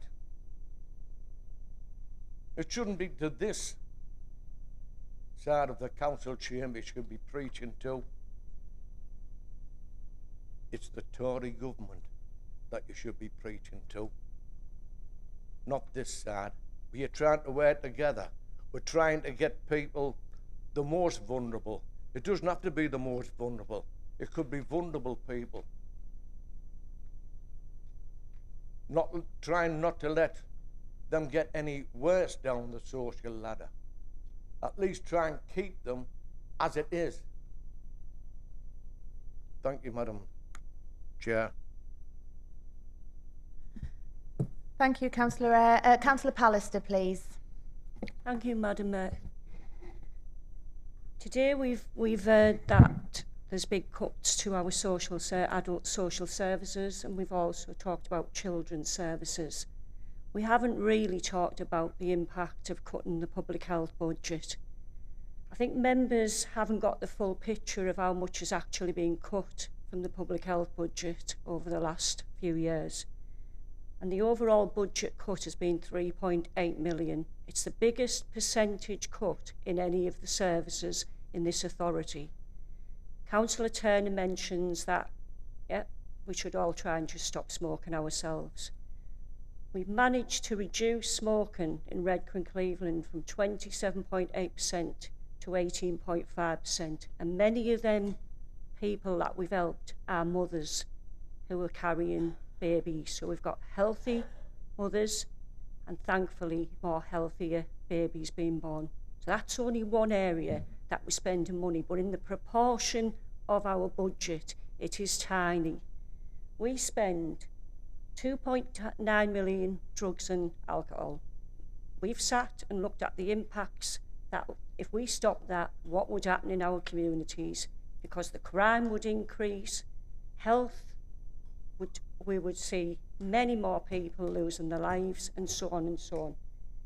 900k on sexual health. We've put that budget down to what it was in the last contract, but we have to do that. We have to deliver it. And 2.6 million on public protection and housing. We actually only spend, or have left, 1.8 million to tackle suicide prevention, obesity, tobacco, oral health, transformational challenge working with the most vulnerable in our community, all our VCS services. That's what we have left. And at a time when we've got austerity and we've got poverty and health inequalities going through the roof, this is probably only the one budget that can help tackle them issues. Thank you, Madam Mayor. Thank you, Councillor Pallister. Would Councillor Massey like to sum up, please? Thank you, Madam Mayor. A lot of comments from a lot of different directions there, but I'll do my best to deal with them in turn. Councillor Kerr spoke first and talked about how we saw this as a means of entrapment, and the fact that we set a 3-year budget last year, but as you're well aware, the council tax has to be an annual decision of this council. That's why it's back with us now. If you want to do something different, suggest something different. Don't play at the gallery. We've heard that a few times today. I can distinctly recall a letter in the Gazette, I think from yourself, lauding the Cabinet for actually only, in inverted commas, increasing the council tax by just under 4% and not 6%. It's a shame that you don't read your own letters. Councillor Mason mentioned... I warned the public and this council that we could very well follow Middlesbrough's example and put it up to 6%. I think it's only 5% now, but the letter that I think you're referring to, I was sort of congratulating myself in forcing you to bring down the council tax and have therefore saved the people of this area 2%, although 4% is still too much. Thank you, Councillor Kay. Councillor Massey would like to continue. Councillor Mason mentioned that by setting this budget, in some way, the Labour Party is being complicit with the government. I don't think that could be further from the truth. We have no alternative. The choices are cut vital services, put up council tax, or do a Northampton. None of those options are palatable, but the only one that keeps services running in Redcar and Cleveland, and the only one that does the best to try and mitigate some of the impact for our residents, I recognise 4% is a lot, but it's not 6%, is the cost that we're suggesting now. Councillor Watts mentions, what else? What could you have possibly looked at? Where have we been for the last 8 years? That's what we've been doing. It's laughable to suggest that the £76 million we've cut to date are not something that we've thought about very deeply, and it's not like there's an easy win and 10 million stuck down the back of a couch. That's not the way local government finance works. Every member of this council was invited to Shaping Our Future 3 consultations. We looked at everything and we accepted suggestions about anything. Councillor Thompson mentioned that he would like to see no increase, but even worse than the Middlesbrough Conservative group, there's no alternative. They drew something up on the back of a fag packet. You haven't even bothered to do that. It's disappointing. Councillor Lanigan again mentioned the fact that she'd like to see the council tax not raised. Again, I ask, what's the alternative?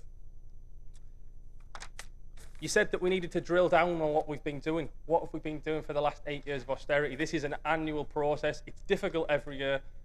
It's not like we're going to find something miraculous. We have been looking at our finances and tightening our belts for 8 years. And it's not just tightening our belts, it's losing staff, it's losing services. And we have seen Redcar fundamentally change over the 8 years of Conservative governments that we've been subjected to. I think as well we've got a comment from Councillor Wells that we need to put our own house in order first. What was cutting £76 million doing? We have been doing everything possible. This hasn't been trimming a pencil here or stopping a cup of coffee there. This has been fundamental service redesign. Councillor Davies suggests that we shouldn't implement Tory taxes. What else can we do? The Conservatives want us to put the council tax up 3%.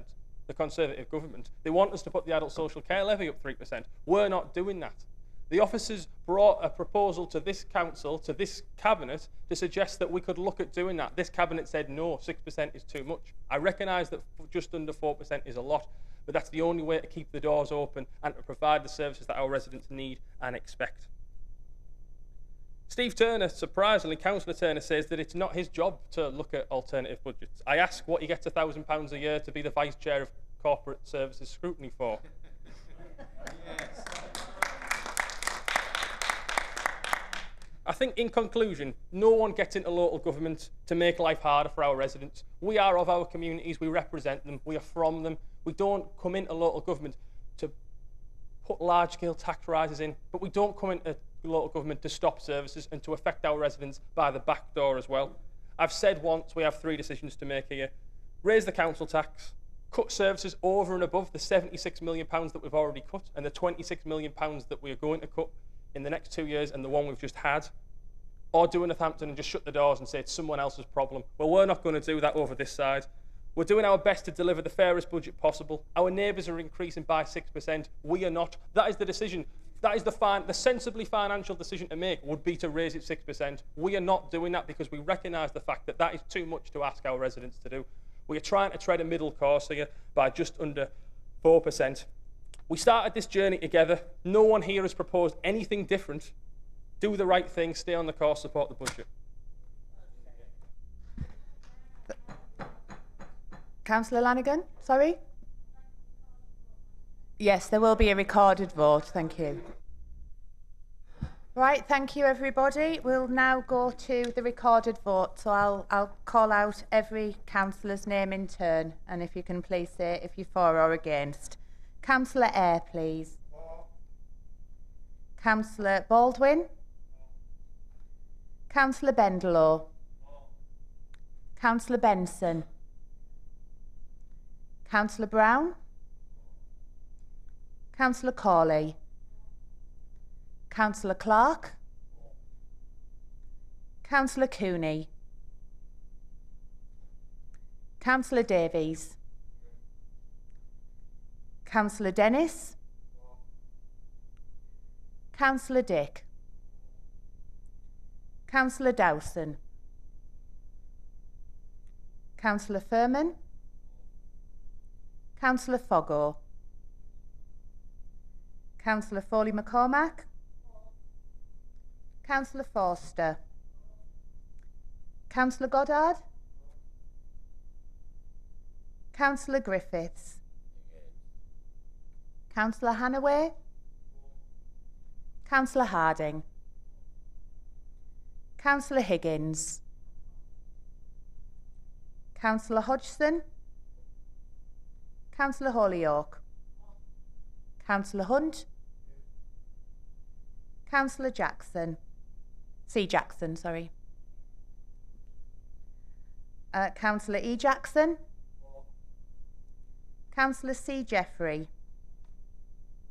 Councillor I. Jeffrey. Councillor S. Jeffrey. Councillor C. Jones. Councillor S.K. Councillor King, against. Councillor Lanigan. Councillor Mason.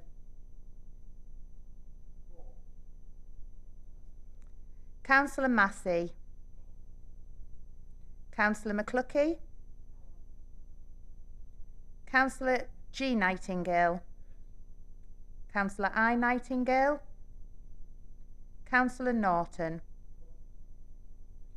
Councillor O'Brien.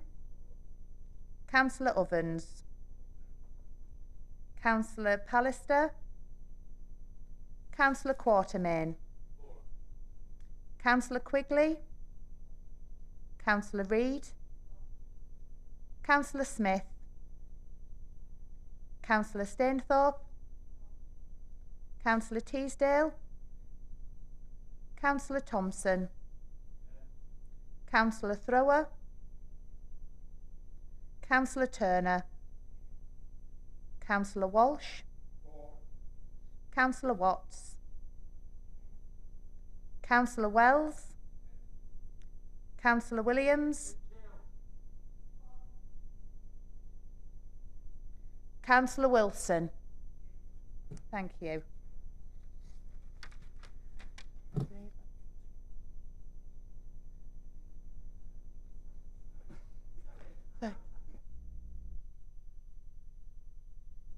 I didn't actually hear.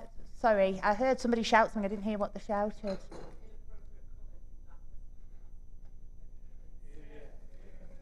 Right. I'm not sure if did somebody shout something from the public gallery? Was that seen to be inappropriate? Can I just check with the returning officer? I believe it probably was. Yeah. We'll issue a warning. Can you please keep comments like that to yourself? Any more will result in removal from the chamber. Thank you.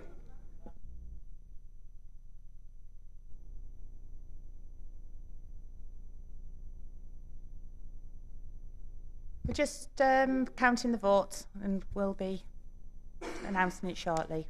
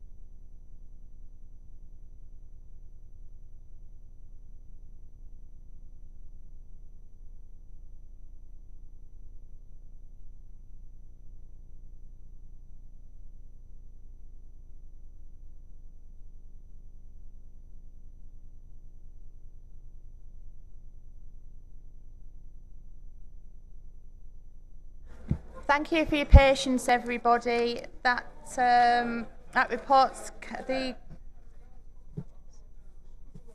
Sorry. Would everyone like to take the seats again, please?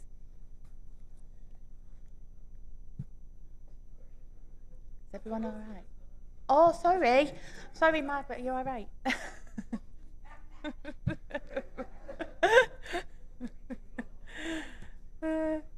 Should wait to have the gin till you get home.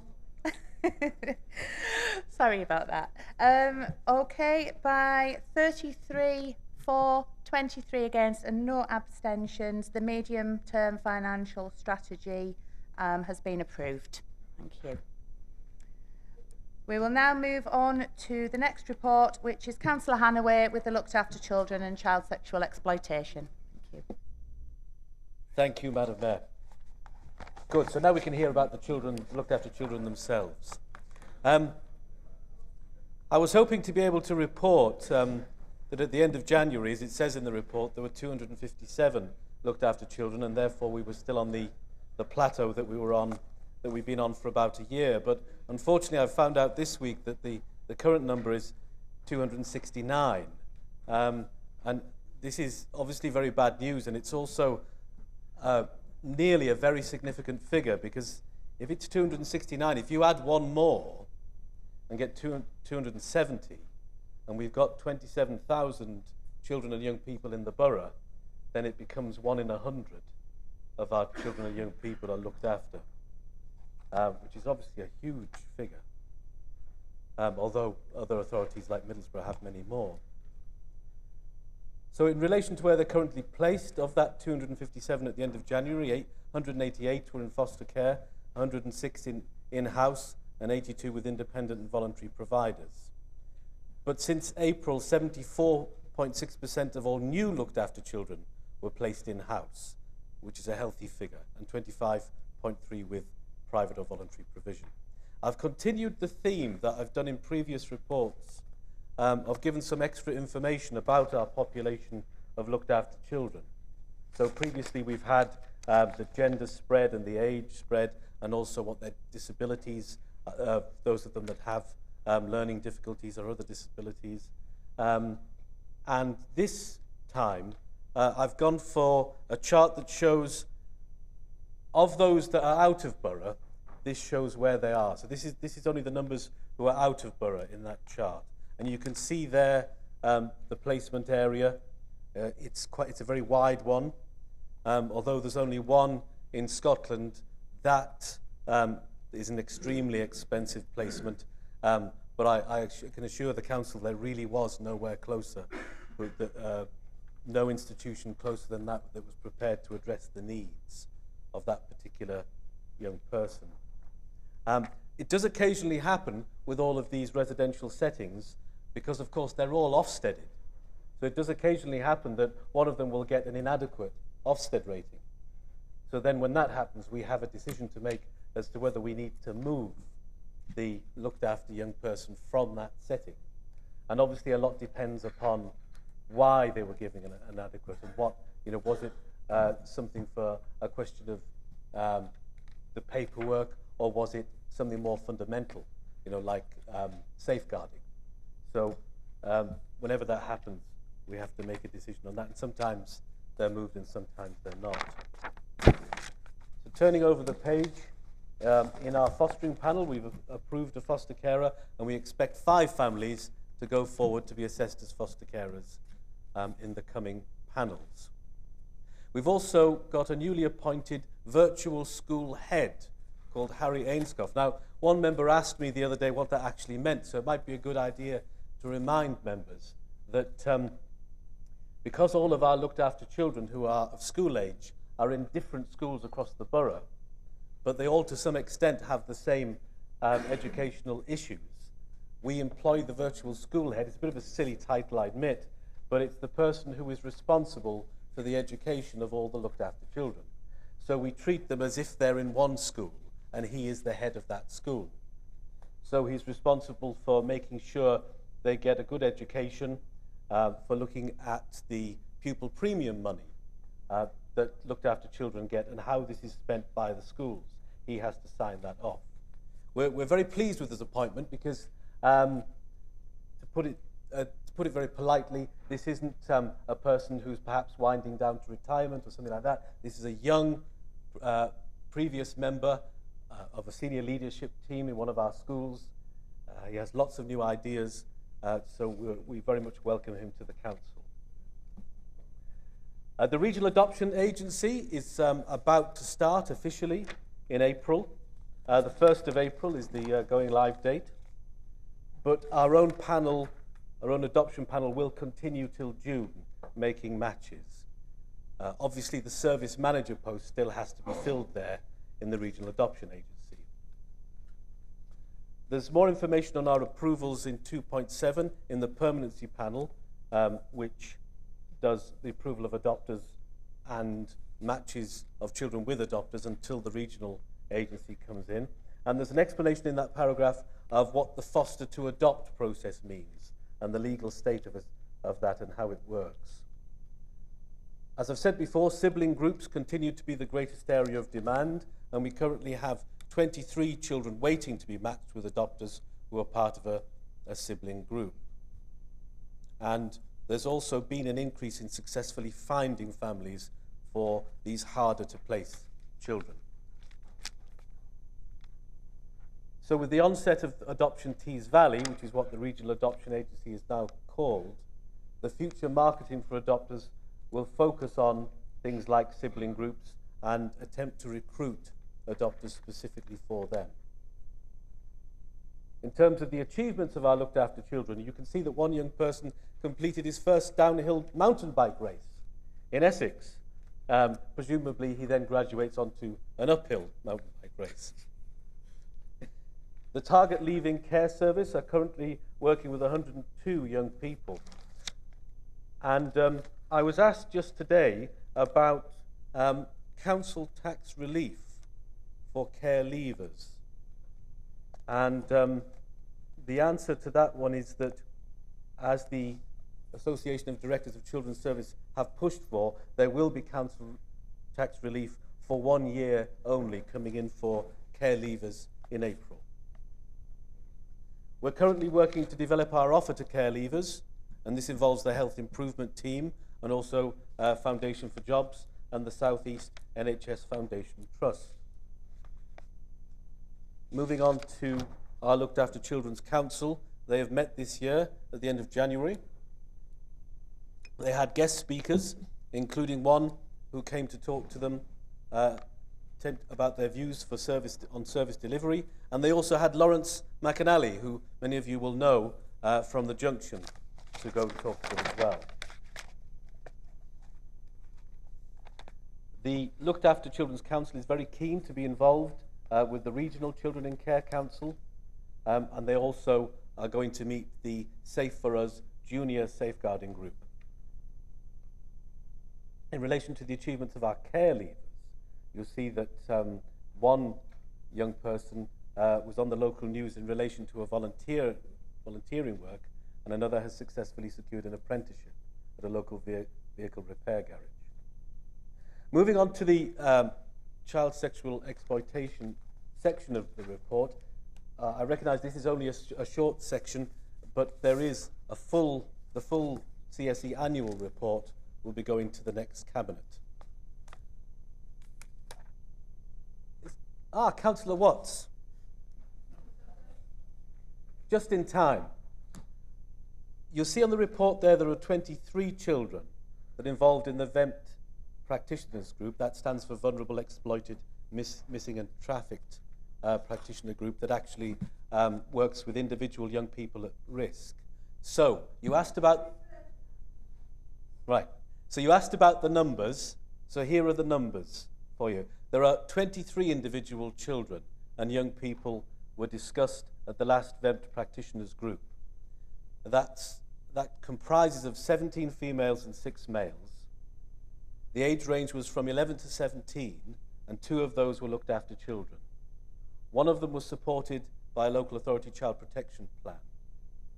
9 of the females and 2 of the males had been involved in sending or receiving indecent images. 6 young people were identified as being at risk of grooming from associated adults, and 5 females and 1 male were identified as vulnerable to CSE through more general risk-taking behaviours. Can you sum up, please, Councillor Hannaway? Yes, certainly. I think it's probably appropriate to stop there, actually. Thank you, Madam Mayor. Thank you. Do we have a seconder, please? Thank Councillor Ovens, please. Thank you, Madam Mayor. Just one quick question, really, because it's quite a comprehensive report. I think we've got all the facts and figures. We talk about placement areas outside the borough, but is it correct that we also have some families from other areas that come into our authority? And I was wondering, it would be interesting to see those figures, because sometimes it's just matching up the right foster people, and our boundaries are quite fluid with, say, Middlesbrough. Thank you. Thank you. Councillor Thompson, please. Thank you, Madam Mayor. I welcome the table on page 13. What I think that demonstrates is, if it needed to be so, the complexity of placements and the provision of support for those children who clearly have a need for it. I am interested to know if there is a trend there in not being able to provide in-house placements. I know you indicated that that had recently improved, that actual delivery, so that we can be better understanding of what we need to be addressing in terms of resource support. I note also that the service manager post has had to be re-advertised. I'd be interested to know why that is the case. Because one of the other areas that we need to be conscious of is the appropriately trained caseworkers who are going to be available within the authority to provide the support that is needed. So I'd be interested to know what formula we have for making sure that training is in place so that those people who are in post get training support, and those people who are looking for a vocation in this field, that we are working with other providers to do our best to make sure that that training provision is actually in place and available for those who wish to follow this particular matter for a career. My final question is in respect of the Regional Adoption Agency and how that's actually going to be funded, what share we will make in that, and how we're going to monitor that spend. Thank you. Thank you, Councillor Thompson. Would you like to sum up, Councillor Hannaway? Yeah. Thank you, Councillor Ovens. Yes, there is movement both ways. I'll ask about those figures. I don't know the extent to which we have them or the extent to which we're allowed to, but if I can, yes, then I'll get them to you. Yeah. And Councillor Thompson, yes, the number of children within house foster carers has improved. It goes up and down from report to report because that's a snapshot, but generally it has improved. But it hasn't improved as much as we were planning for under the Shaping Our Future 3 savings, because although the recruitment of foster carers is greatly improved, and we have recruitment and marketing strategies that are working well. You can see in the report there are 5 families who we expect to to become foster carers very soon in the forthcoming panels. But the demand has increased much more. So, unfortunately, whereas we were hoping for a much calmer situation in which there would not be any firefighting, in which you could make calmer, easier decisions, the level of demand is still proving very challenging. So, in a sense, the plan has worked, but the demand is causing us a lot of strain. But we'll continue to try and recruit, and we are going to, although it's a relatively new strategy, we are going to revise it in the coming months to make sure there's no stone we're leaving unturned in terms of trying to recruit. Because we do feel it's possible there are still foster carers or potential foster carers out there, but we still have to find them. In terms of the Regional Adoption Agency, it's actually the service manager for that which they didn't recruit in the first round. I don't know the reasons why, but I'll find out and write to you about that. You ask about social workers and training. Yes, there is recently a new national accreditation for social workers, which is quite a challenging set of hoops for them to jump through in order to keep their accreditation as social workers. So that's just coming in now. It is difficult for us to recruit experienced social workers. So we are part of the Step Up to Social Work program at Teesside University, and it is not as difficult to recruit new social workers. But the first 3 years, the director tells me, the first 3 years are the crucial ones in terms of social work. So it is quite difficult to recruit the more experienced ones because everybody wants them and no one has enough. Unfortunately, although we did have an agreement with the Tees Valley authorities that we would set the rate for agency social workers to stop the agencies playing one council off against another. Unfortunately, Middlesbrough have decided not to continue with that agreement, which is causing a great deal of difficulty at the moment. So I expect the recruitment of experienced social workers to remain a very challenging area. Thank you, Councillor Hannaway. I'm aware we've still got quite a lot on the agenda and only about 50 minutes, so we'll try and get through as much as we possibly can. And we'll move on to Councillor Walsh. Sorry. Oh, sorry. Do all those in favour of the report? Thank you. That's carried. Thank you. Councillor Walsh, please. His Cabinet report. Thank you much indeed for asking us. I'll make 2 comments before I start, just to say that perhaps that this is a sort of work between myself and some of our staff, and I've got to thank in particular, she's not here, Victoria Wilson, for some of the facts and figures and statistics. The rest of it and those conclusions obviously are mine, and I can be blamed for those.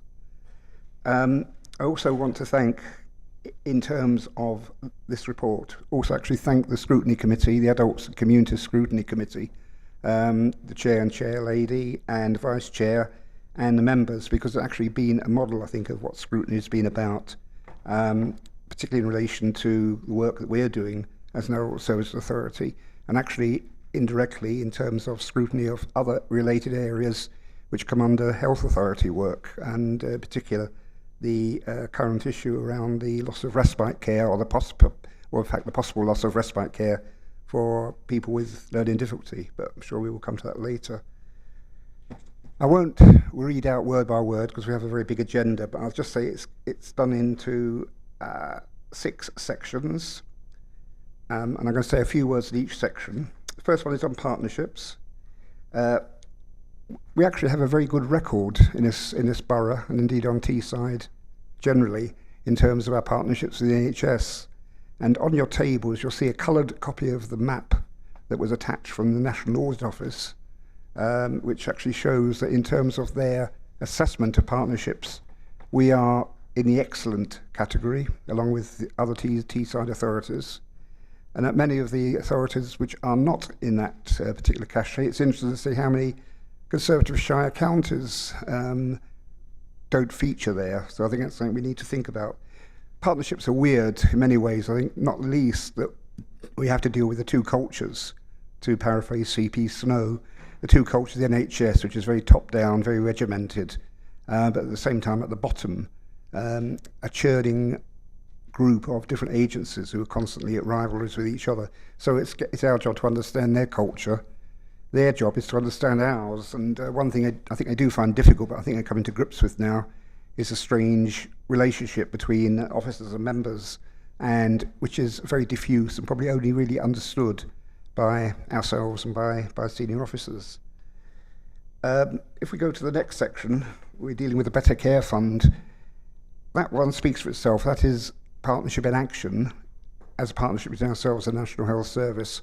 And of course, one of the great outcomes of the Better Care Fund, through the improved Better Care Fund, is the announcement that was made this week, which we've been sitting on for weeks, about the reopening of the Hillside Old Folks Home in Eston to become an intermediate care centre, dealing with people coming out of hospital into long stay for rehabilitation and for assessment to enable them either to get home or to go into some form of supported living. And, we look forward to that. The work will be starting pretty well as we speak. We are looking to a opening day in the new year of 2019. And I would hope that all members, before it's open, will come and actually view the building and see the kind of work that will be done by our staff, who will be working on local authority rates and conditions. So I expect a large number of people to apply for the care side there. And also the work that will be done by our colleagues in the NHS in terms of occupational therapy, in terms of physiotherapy, and perhaps specialist services for people, for instance, who've suffered some blindness or audio disabilities. It will be actually, I think, a very, very exciting place to work in. The third section is, again, on supported housing, where I suppose I may have to declare an interest imminently, but we all know now that we've got a small cluster of supported homes rising up in the borough. The Sands at Ormsby was the first one, in the Spencer-Beck estate. The Dunes in Redcar is now open and receiving new tenants, which I hope to be one in a few weeks' time. We have the Cliffs in Broughton being built, and again that would mean the first supported housing unit in East Cleveland for people who have physical disability or ageing. And I hope over the coming 2 years we can plan for many more in other parts of the borough. The fourth one is a very technical one, but it's also a very emotional one, and that's the deprivation of liberty safeguards, and that is effectively having how to deal with the affairs and the personal life of individuals who do not have mental capacity. Always a very, very delicate area, and it's been made even more delicate and arcane by successive court judgments, which put a very heavy barrier in terms of doles, which means that a tremendous amount of work is down to be done by both the department, but also by people like finance officers and legal officers. And this is the kind of pressures that are being applied to local authorities, for which, of course, we're not getting any extra recompense. The next one, again, is caseload, and we talked here in terms of the caseload in children's services. You can just look on that section and see the degree of load that many of our social workers are carrying day in and day out. And it's not a caseload that's going to go down, it's a caseload that's increasing. And again, we are recruiting, we have an open door. But again, we also suffer from some of the problems that Craig alluded to, with authorities breaking loose of the agreements and offering higher terms and conditions, which is something we have to fight against. Finally, again, I come back to my favourite body, the National Audit Office, and they did, a fascinating report. I think I actually circulated it to all members of the council on terms and conditions for care staff. That's both domiciliary care workers and care workers in the residential setting. And it did take the NAO to tell us the bleeding obvious, that people are underpaid, they're undervalued, they're under stress. Again, that is going to increase and get worse, and it urgently needs to be repaired. We need to get more cash into the system to feed in so that people who are doing jobs which many people in the community would not touch in a million years, make sure those jobs are done well, effectively, and in a caring manner. And I'd hope, actually, that everybody here would agree with the NAO here that maximum pressure has to be put on government to release the cash for this service. And again, forget the obsessions with Brexit, concentrate on what is far more important, and that's the crisis of social care. Chair, I'm not going to say any more. I understand that there may be some questions. If there are particularly complicated ones, or ones which touch on casework, I may have to refer them back to officers for confidentiality. And I look forward actually to hearing also from members who voted against the budget explain to me what more we need to be doing in this area of service. Councillor Higgins, please. Thank you, Madam Mayor. Just a quick one. I'd just like to thank the council, the cabinet member, the officers for what they've done, the work in acquiring Hillsview nursing home. I think it's going to be a great asset to the people of the borough. It's an absolutely fantastic building and venue, and I think it'll be a great asset to the council's portfolio. Thank you very much. Councillor Walsh, do you want to respond or move on to the next question? Right. Councillor Ovens, please. Thank you, Madam Mayor. It was just regarding mental health, really, on page 25, because of the state of Rosebery Park. When there is a need for a hospital admission, I was wondering what pressures we're under and what the alternatives are, because anecdotally, I've heard some not the best. Thank you.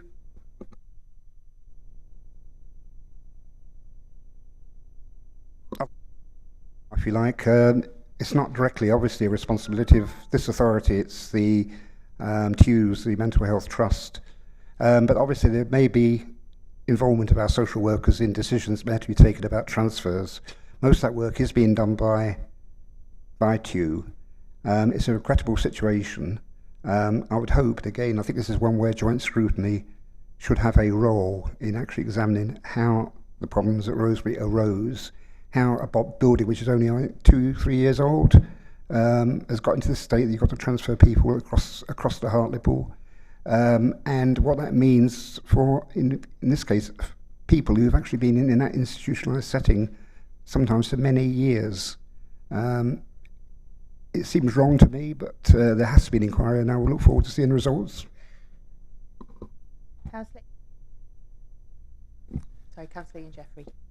Yeah, thanks, Chair. What David didn't mention there, the disaster at Rosebery Park, is part and parcel to do with our old friend Carillion as well. So that's an interesting scenario, isn't it? I've got an austerity-related question, Dave, and it's to do with a subject that's going to be dealt with at Adult and Communities Scrutiny and Improvement Committee next week, and it's to do with the Joint Health Scrutiny Committee that's being set up across Teesside, of which I'm a member, along with 2 other members of this authority, that's been looking at respite care services for individuals and families that are suffering from severe mental and or physical disabilities. And the consultation exercise the local CCGs have been carrying out, which they've just announced a result on, and it won't surprise many to know, or perhaps they already know, that their decision has gone counter to what the public and political consultation exercise has told them, and they're going to go ahead with an option which is not going to please, or isn't pleasing, the 90 families that are involved. The review that the CCG carried out focused on 2 facilities, one at Aysgarth in Stockton and the other one at Bankfields in this borough. Although it's interesting, the CCG in its press release said it was in Middlesbrough, so they was definitely got any grasp of the geography of the situation.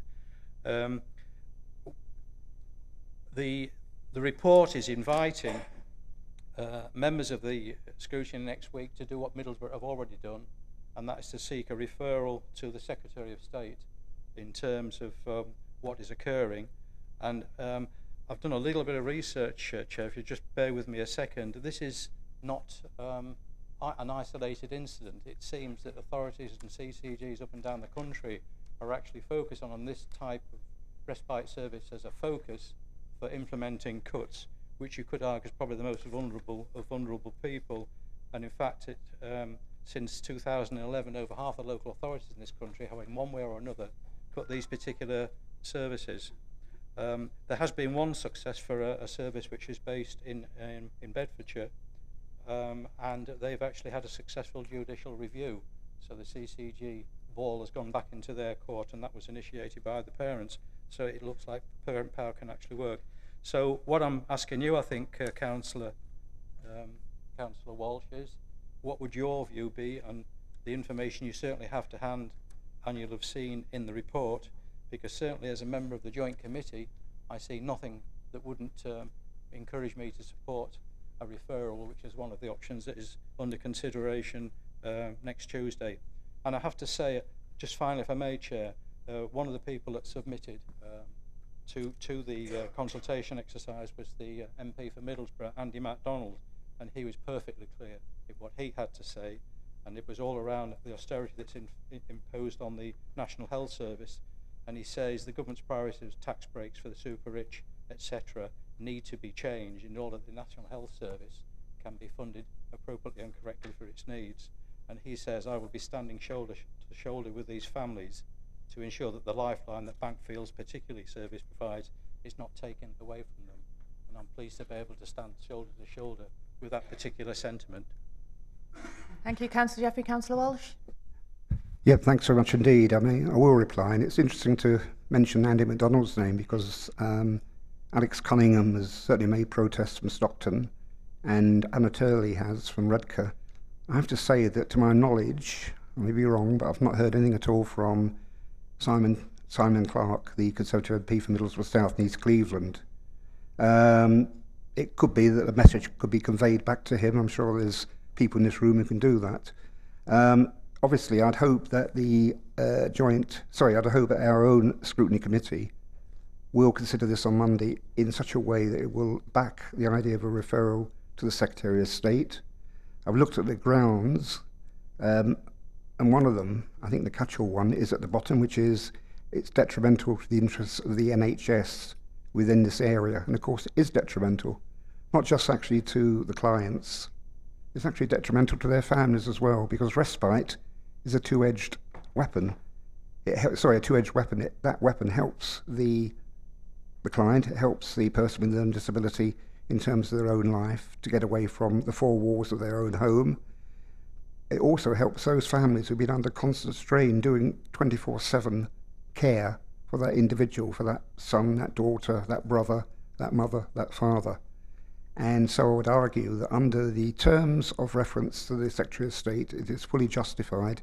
It's obviously a matter for scrutiny, and I'm obviously not a member of that. I don't have a vote, but I would hope they would, and looking around the members here, would vote for that on Monday. Councillor Thompson. Thank you, Madam Mayor. I've got three points to make. I note that senior officers from what are described as key organisations across South Tees Health are seeking to drive the integration of the agenda. I'm pleased to hear that, because my impression is that we could be doing more to improve the rate at which we bring together those people who seek and purport to serve. So I would hope that more encouragement is given to achieve that.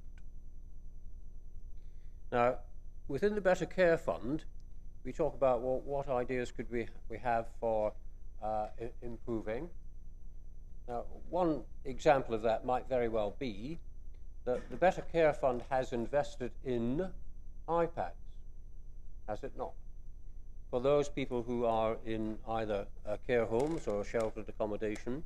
And what they seek to do is to give an immediate health report of those people who are in need of care. But unfortunately, although we spent the capital 2 years ago, this system is not actually being implemented. So here's a really good example of where we have money, we've spent it, we're not actually getting any return for it. And more importantly, the people who could benefit from it are not getting a return from it. So I'd ask that we specifically take that up, Madam Mayor. I have actually fed that already into the adult social care services, so they should be aware of that. Then I come to housing. We have a group meeting to develop an improved and more productive, visionary housing strategy for this authority. And part of that clearly needs to be the concern for specialist housing need. So where we're referring to investment in housing for people who have mental challenges, particularly those people who are getting older but not necessarily in that category, there is funding available through the Tees Valley for housing projects. We need to be accessing that funding. We can't access it unless we've got projects worked up and developed. So we need to be doing that. And we need to be making sure that that funding that is available is legitimately coming to this authority. So I'd ask that we show greater endeavour in identifying that source of funding and actually accessing it. Thank you. Councillor Walsh? Right, well, I think in terms of the 3 points that Philip makes, I'll take the first one as a first cuckoo of spring, asking perhaps for us to invest more money into a particular area of service from somebody who actually voted against our budget. I will have to make that point, I'm afraid. But, you know, I accept what you're saying, and we are actually trying to improve that partnership. I think the fact that we are where we are is actually a mark of success, but yes, we do need to do more. On the iPads issue, again, it's an interesting point, and if you're able to email me some background on your concerns, I can do a little bit of research on what happens elsewhere in the country, and then perhaps talk to you about it. But if you could do that, I'd appreciate it. The third one on supported housing, I could talk for hours about, for obvious reasons. Yes, I agree with you. I think we need to actually unlock that key as much as unlock that cash, those cash pockets as much as we can. I have to say, though, of course, that we only really just restarted that programme because it was only some months ago that we actually heard the news about the lifting of the benefits cap, which meant that registered social landlords like Coast and Country and the 13 group effectively froze any form of investment in those programmes because they did not know whether they could actually afford them in revenue and running terms. Now that's been lifted, and that means that we are now talking, and they're talking, about looking at other opportunities for either converting existing buildings, and I've had one or two interesting concepts discussed with me about that, or looking at new build. And I'd hope that by the time I get to do, if I'm still in this position next year, with the goodwill of the Party of Workers, Peasants and Intellectuals, our own AGM, that I can actually say this time next year, yes, we've got new developments at X, Y, and Z coming, and they've been given planning approval, and they will be starting. One other thing, though, I would say is that one other pool of cash, and I've raised this with Adrian Miller, is that we need to look more widely, more holistically at the use of Section 106 monies. There's also always a tradition that it goes onto muddy fields, or it goes into helping education. Now, people like muddy fields because dogs like muddy fields, and education, more provision of education, is natural when you're increasing the population of a village or a township. But there's also elderly people, or people with disabilities in those new homes and on those new estates. And I believe that we should be looking at Section 106 monies in terms of facilities for ageing, for facilities with joint work with the NHS in terms of improving perhaps local practices, in terms of looking at the design of housing, because that's one thing that basically the mass developers have a particular form of housing structure, which is frankly unfriendly to older people, unfriendly to the disabled, unfriendly to people who may have dementia. Now, you know, these are things that we do need to talk about, but I'm not sure the development industry is really very interested, I'm afraid. Thank you, Councillor Walsh. As we're way over time on this agenda item, I'll take 2 more questions and then we'll move on to the next report. So, Councillor Sue Jeffrey, please. Thank you, Madam Mayor. I wouldn't normally be asking Dave a question on his report, but I've just had a letter pop into my inbox from Jeremy Hunt, the Secretary of State for Health and Social Care. And Mr. Hunt would... Sorry? He couldn't be here today, no, so he's just written a letter, presumably to me and all the other leaders across the country. And he's saying, following the recent cold snap and the fact that transfers out of hospital have been delayed, and increases of emergency admissions mean there's more people and more demand, Mr. Hunt wants us to ensure that we have adequate social work staffing levels over this weekend to support the additional discharges that are going to happen. I wonder, could you tell me, Dave, whether you think that's going to be difficult for us or not? I think, looking at Patrick, I think recruiting extra social workers between now and Saturday, tomorrow morning, is going to be a wee bit difficult. A really wee bit difficult, as somebody would say. I think it's a very interesting letter, and I think it should be given greater publicity, because it could really rebound on this man. I think he's demop happy, actually. Thank you, Councillor Walsh. Final question, Councillor Lanigan, please. Thank you, Madam Mayor. Thank you, Councillor Walsh, for your report. I don't know whether this has been covered. I wanted to ask you about the specialised housing that's going up in Broughton. I have a number of residents that are waiting for this. I understand it's a council, coast and country, what they're doing, and they're working together, and families are asking me what the criteria would be for the specialised housing, given that there's only quite a few of them, and I've got a number of residents waiting to go in there. Thank you, Madam Mayor.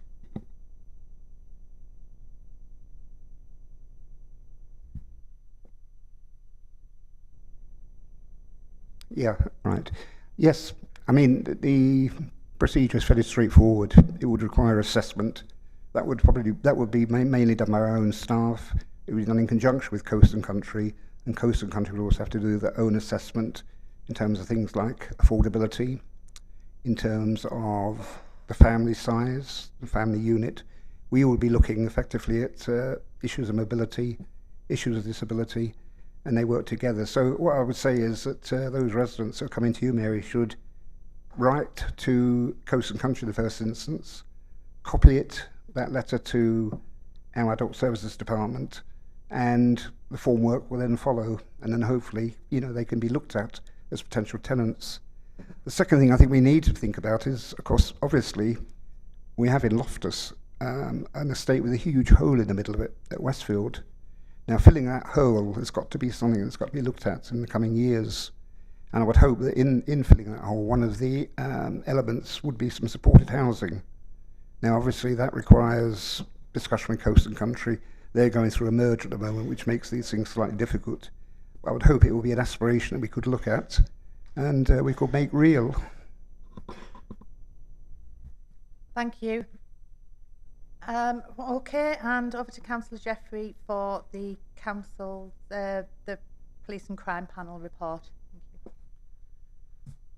Yes, thank you, Chair. I'm one of 3 members from this local authority that are on the police and crime panel, and as the report mentions, the panel met last on the 6th of February and considered then a letter from the PCC, Barry Coppinger, directed to the Tees Valley Mayor regarding his media announcements regarding the new Chief Constable Mike Veal, and the Mayor's declaration of having absolutely no faith in him, never having met him, incidentally.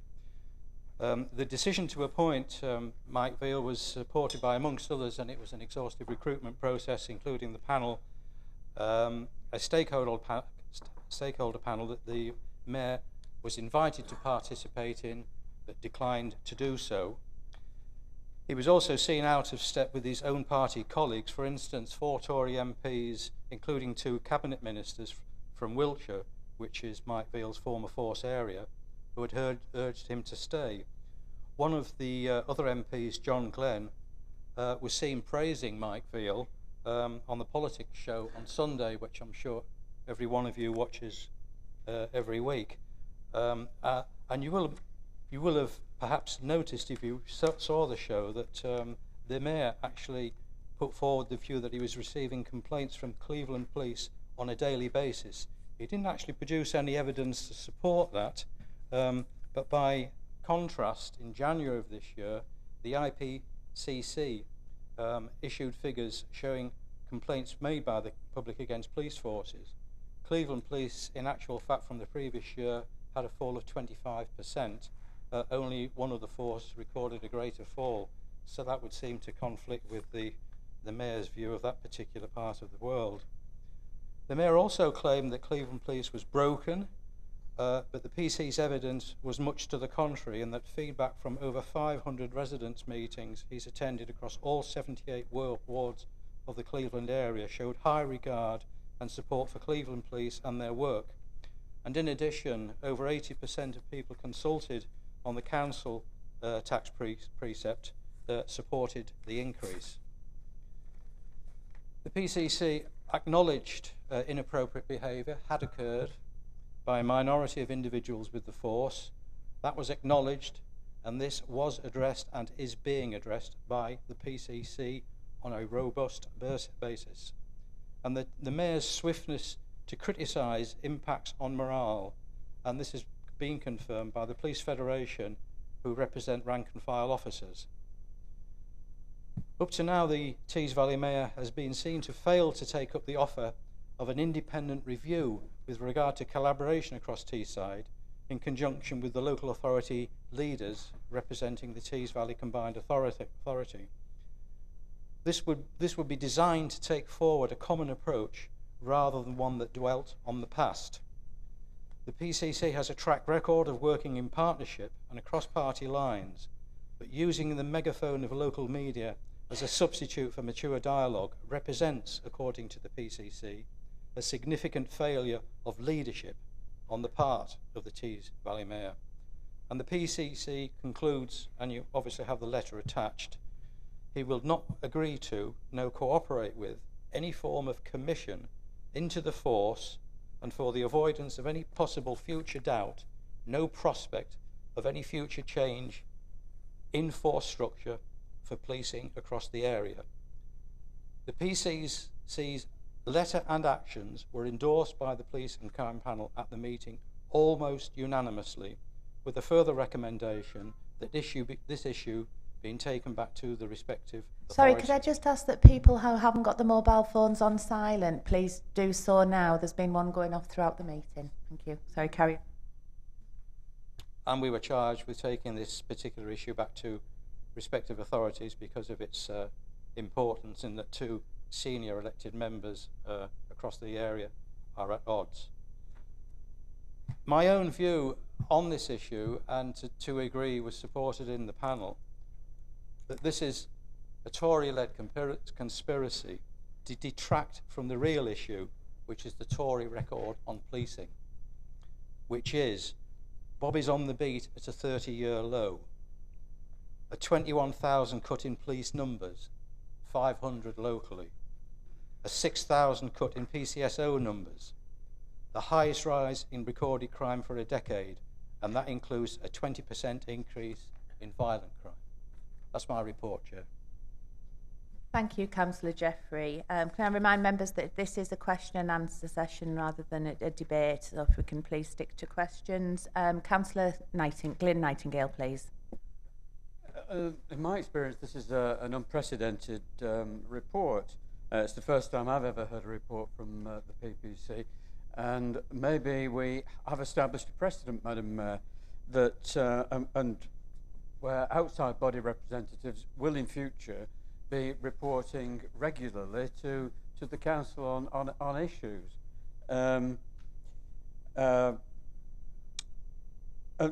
The issue really is how was it decided that Councillor Jeffrey would be the one who would present this report of the representatives from this council, and really what the fundamental reason is why this is on the agenda, and we don't have on the agenda other outside body reports which are perhaps equally as important. So perhaps we should be investigating for the governance review that outside body representatives shall be reporting more to the council. It used to be the case. I think I mentioned fairly recently at the council that we used to have reports here. There was one classic report from the previous leader of the council that told us all about his experiences on Darlow Council, Darlow Station, and meeting his mates and going off.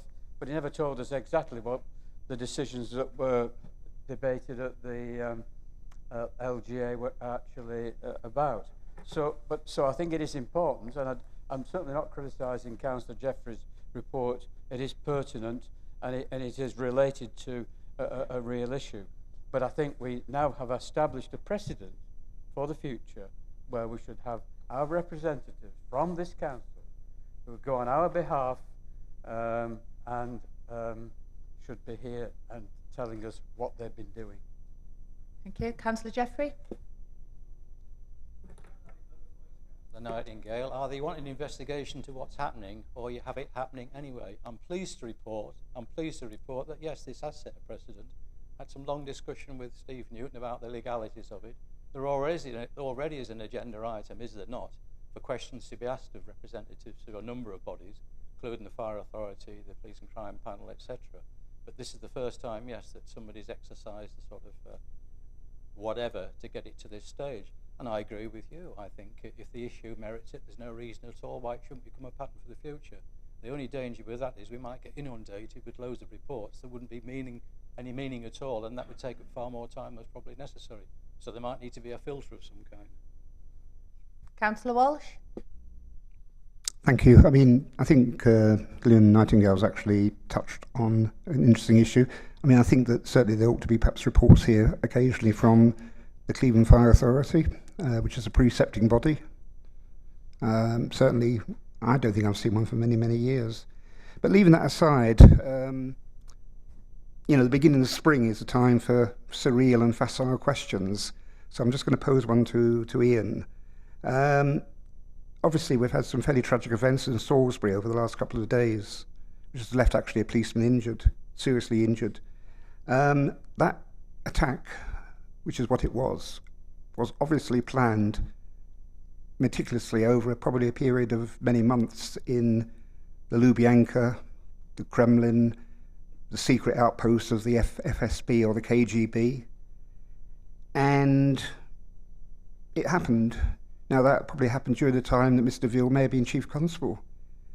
Do you expect a letter from the Mayor, or indeed perhaps the Member of Parliament for Middlesbrough South, castigating Mr. Veal for not actually being on the spot and stopping this attack at source in Moscow?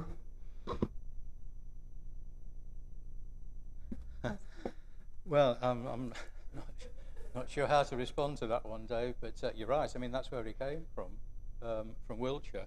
And unlike the Foreign Secretary, I'm not going to rush to judgment and not attend the World Cup. I mean, I wouldn't have been going anyway, but I think that as far as the panel is concerned and as far as these sorts of issues are concerned, and particularly obviously terrorism-related activities, it's regarded as a very high priority, not only by the Police and Crime Commissioners himself, but his senior officers. And the Police and Crime Panel, I mean, for those of you that have attended or do attend, it's a very interesting arrangement by which to question not only the PCC but also senior officers as well about the way they approach these issues. And certainly at the panel report last time round, there was a very comprehensive report from Barry, as there always is at these meetings, covering a whole range of aspects, not least of which is the level of criminal activity, etc., in our own borough. Police report on that point, for instance, that there's a reduction in our area as opposed to an increase in other areas across the Teesside area. Thank you. Councillor Turner, please.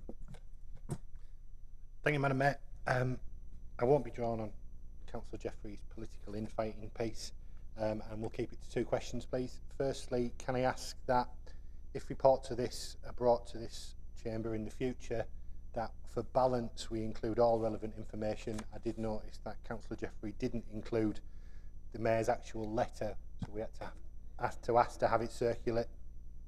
Councillor Jeffrey didn't put that in. I asked to have that circulated, Councillor Foley McCormack. Okay, so if I can ask that in future, all relevant documentation is included. My second one is just a question for Councillor Jeffrey. Can he confirm that he's happy for the fact that Simon Dennis, the Chief Executive and Monitoring Officer for the police, for the PCC's office, was informed of Mr Veal's investigation and chose not to inform either the Chairman or the members of the panel before any decision was made, and is he comfortable with that decision? Thank you. Can you answer on somebody else's half, Councillor Jeffrey? Yeah, well, I'm aware of the letter that has been distributed. I don't see that as the function of myself to distribute other people's letters. What I'm reporting back to this council, and which was agreed by the panel, was the PCC's letter in response to his announcements in the media. I mean, I would suggest that if you, as you obviously did, thought it was important for that letter to come here, you make your own arrangements to have it distributed. It's interesting to note, I think, at one level that we've become used to the fact that Councillor Turner is the mouthpiece of the local Tory MP. He now seems to be acting in a similar fashion for the Tees Valley Mayor as well. Perhaps he's a little dissatisfied with his job as an office boy at the MP's office, and he's looking to greater things in the future. Can we keep things on the civil, second please? point that you raised with me, right, can we keep on it the civil, please? on the second point that you raised to me, which is a thinly veiled attack and is contained in the letter as well on a member of Barry Coppinger's staff. I'll just quote from an HMI report that was published on the 8th of February this year on police leadership. And one section it says here, looked how forces implement a code of ethics. The report took the unusual step of identifying an individual chief constable after hearing from rank and file officers of the high regard they held him in. That chief constable was Mike Veal. Thank you. Councillor Higgins, please. Yes, thank you very much, Madam Mayor. I would just like to ask Councillor Jeffrey a question that people have been asking me on the appointment of Mr Veal when the interview took place. How can I put it? Why wasn't somebody chosen who was squeaky clean, had not even the slightest bit of baggage with him? Because the people of this area, in the Cleveland police area, are absolutely sick of everything, of all the fighting and the infighting. They want the slate to be wiped clean and for us to move on and to start afresh new. And all this that's gone on now, it cannot happen. There's too much controversy. And it seems very strange as well that this report has come today. And in the years that I've been on this council, last 3 years, we've never had a report from the representatives on the panel from this council of Cleveland Police. Thank you. Technically, this is not a report on the activities of Cleveland Police. This is a report on the activities of the PCC, which the Police and Crime Panel have a duty to scrutinise the activities of. Clearly, policing matters are bound up within that, and comment will be made on those sorts of things. I can't really say much more than that. If anyone wishes to speak, please press your button. Councillor Kerr, please. Thank you, Madam Mayor. Yeah, perhaps we should send Messrs Coppinger and Veal to Moscow to sort out the KGB. But, I've read all about this business. I've spoken to Barry Coppinger about it. And to be honest, I think if there is a bit of a track record with Mr Veal, I feel that after speaking to Barry, that probably he did make the right decision in appointing him, to be quite honest. So I can't join this never-ending criticism about the police. And I do think that Barry Coppinger also has done something to improve policing in East Cleveland since the big demonstration in Broughton. I've definitely seen some PCSOs in my ward. I saw 2 together once, which is unheard of. And so the evidence is there to some extent on the ground, and I think they are trying to do something. Going back to Councillor Nightingale's point about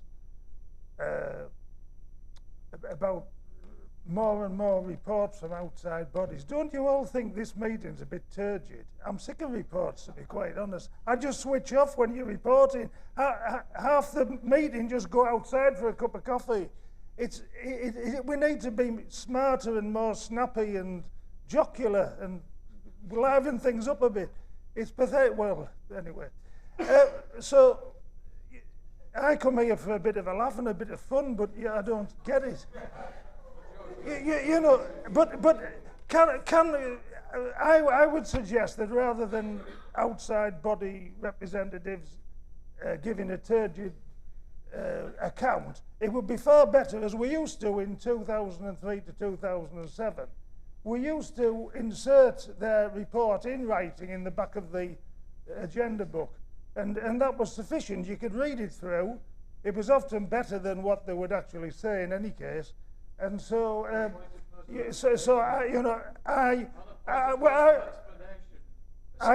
didn't mention your name. Sorry, yeah, go on. I don't think anything I said is any different from what you're saying. I said they should be reporting to the council. I didn't say they had to be coming. Right. Well, in that case, I'll second Councillor Nightingale that all these outside body reports come in writing, and so we can read them. Obviously, we'd continue with the reports of the cabinet members and so forth. But you know, the meetings go on too long, and they're too boring and turgid. I want to bring back Wendy Wall. I'll be quite honest with you. Yeah, I'm glad you said that, because I think we've got about another 3 hours left on this agenda. So, Councillor Clark, please. I didn't give you a chance to respond there. Sorry, Councillor Jeffrey. I'm not sure what sort of response is called for. I mean, the appointment of the Chief Constable was solely the duty of the PCC, but the panel was involved as in the same way the stakeholder panel was, and their views were ascertained and they were fully supportive as well. I didn't myself happen to be there at that particular day. I had to put an apology in. As far as the turgid nature of meetings, Steve, I mean, what I would say to that is, I mean, it's all very well to joke about what you've just said and have a laugh, but we're actually here with a serious responsibility, and that's to represent to the best of our ability the interests of our constituents. And as far as that's concerned, I'm prepared to sit here as long as ever to get some resolution to some of the problems that my constituents actually face. I never vote for procedural motions because all they do is suppress debate. Thank you. We've got 2 more speakers, but as the meeting is about to exceed 3 hours in length, can I remind members that it will automatically adjourn at 5 p.m. unless this council decides to set aside Standing Order number 9. Does anyone wish to propose that the meeting continues after 5 o'clock, and if so, for how long should we continue?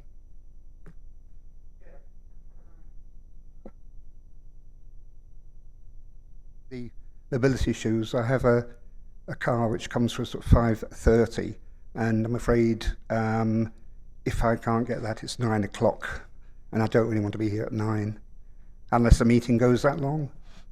Councillor Clark? Carry on, I mean, please don't ask my permission. Oh, to speak. Have we not extended then? Are we going to finish at 5 o'clock? Sorry, Councillor Clark. I'll come back to you. I'll be quick. I'll come back to you in a second. Does anyone want to propose the meeting continue after 5 o'clock?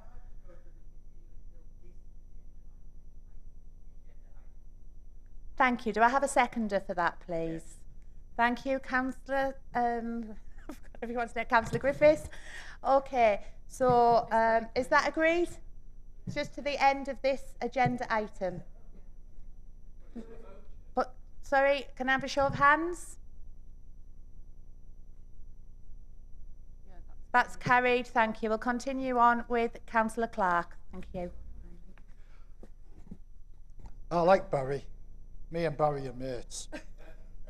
You know, in November, I brought a motion here against Barry, and I said, look, I had no faith in him, but I was speaking, and I was sat with Barry for an hour on Wednesday at Margaret Park at our NAP meeting, and me and Barry, terrific, good mates now, known him for a long time. I don't know Ben from Adam, but if we were together, then it'd be like Bill and Ben, wouldn't it? But I can't really go on about Bill and Ben because I don't know Ben, but I can go on about Bill and Barry. But what I would just say, no, I've been quite serious, is that really we shouldn't be bringing items like this into this chamber. These two are leading figures in our area, and they shouldn't be tittle-tattling against each other via letter, via whatever you want to do, email or anything. These two people should be building bridges and working together. We've had a hard time today doing our budget today, but we've had to work together to get that budget put together. But these two leading characters, they should put things to one side like me and Barry did, because we had a good conversation on Wednesday at Margaret Park at our NAP meeting, and Barry and Bill are mates. But like I say, Bill doesn't know Ben at the moment. But please, can we just get round this and let's get people working together, because it isn't good for the area that we're living in. Thank you, Madam Mayor. Final speaker, Councillor Thompson, please. Thank you, Madam Mayor. One interesting point that's come out of the discussion or question and answer session is that the fact that the panel doesn't actually make the appointment. So we've been discussing about the relative merits or not of an appointment when the panel doesn't actually take that decision. It's the Police and Crime Commissioner. So it would be helpful perhaps in some sort of correspondence to find out who the candidates were so that we know that there was a choice in the first place. So that would be helpful. Councillor Jeffrey? Yeah. Final word, Councillor Jeffrey? Yeah, well, Councillor Clark, I'm glad that you've come to an accommodation with Barry, as we all call him. He's a good lad, his heart's in his job, he works extremely hard, and you've got to have sympathy for someone that's attended 500 residents' meetings in less than 2 years. It's sometimes difficult to attend one in some quarters, I'm sure. But Barry is not one that's given to extremes. I'm sure you picked that up from him. And what he was doing was responding to what he was an unreasonable attack on an individual that couldn't defend himself and had gone through a due and proper process. And, you know, there's a number of issues that Barry, particularly in his policing plan, can take credit for. Things like dealing with domestic violence, and I know there's an agenda item, or there would have been an agenda item on that subject later on. Restorative justice, which he's leading in a big way on and has recognition for. And that's about not banging people up in jails and borstals and things, approved premises I should say there. It's actually making them come to terms with the crimes that they've committed and accommodation with their victim. And it's hard work, but it does work and it bears results. And he's very much in favour of neighbourhood policing, local people working with the police to deal with their issues on the ground. I've got to say though, yes, you're right. Those two senior elected officials do need to work together. And I do recall that when the Tees Valley Mayor was first elected, he said he would keep politics out of his relationships and collaborations with other senior leaders and others in the area. Well, by his very comment to the press in the way that he made it, he's shown that he's prepared when he thinks it's right to use that particular avenue. The offer was made to him to look into this collaborative suggestion that was made about working together and taking it forward. And as I said earlier on, he actually declined to do that. So I think the ball's in his court, but I'm sure Barry will try to encourage him to pick that up and start the dialogue. As far as Councillor Thompson's point is made, it's valid, and that information should be made available. I don't have it to hand, but I'll make sure you get it. Thank you, Councillor Jeffrey. The rest of the agenda will be carried forward to the next meeting. The question will be answered in writing, and thank you all for attending, and I'll see you in April. Thank you.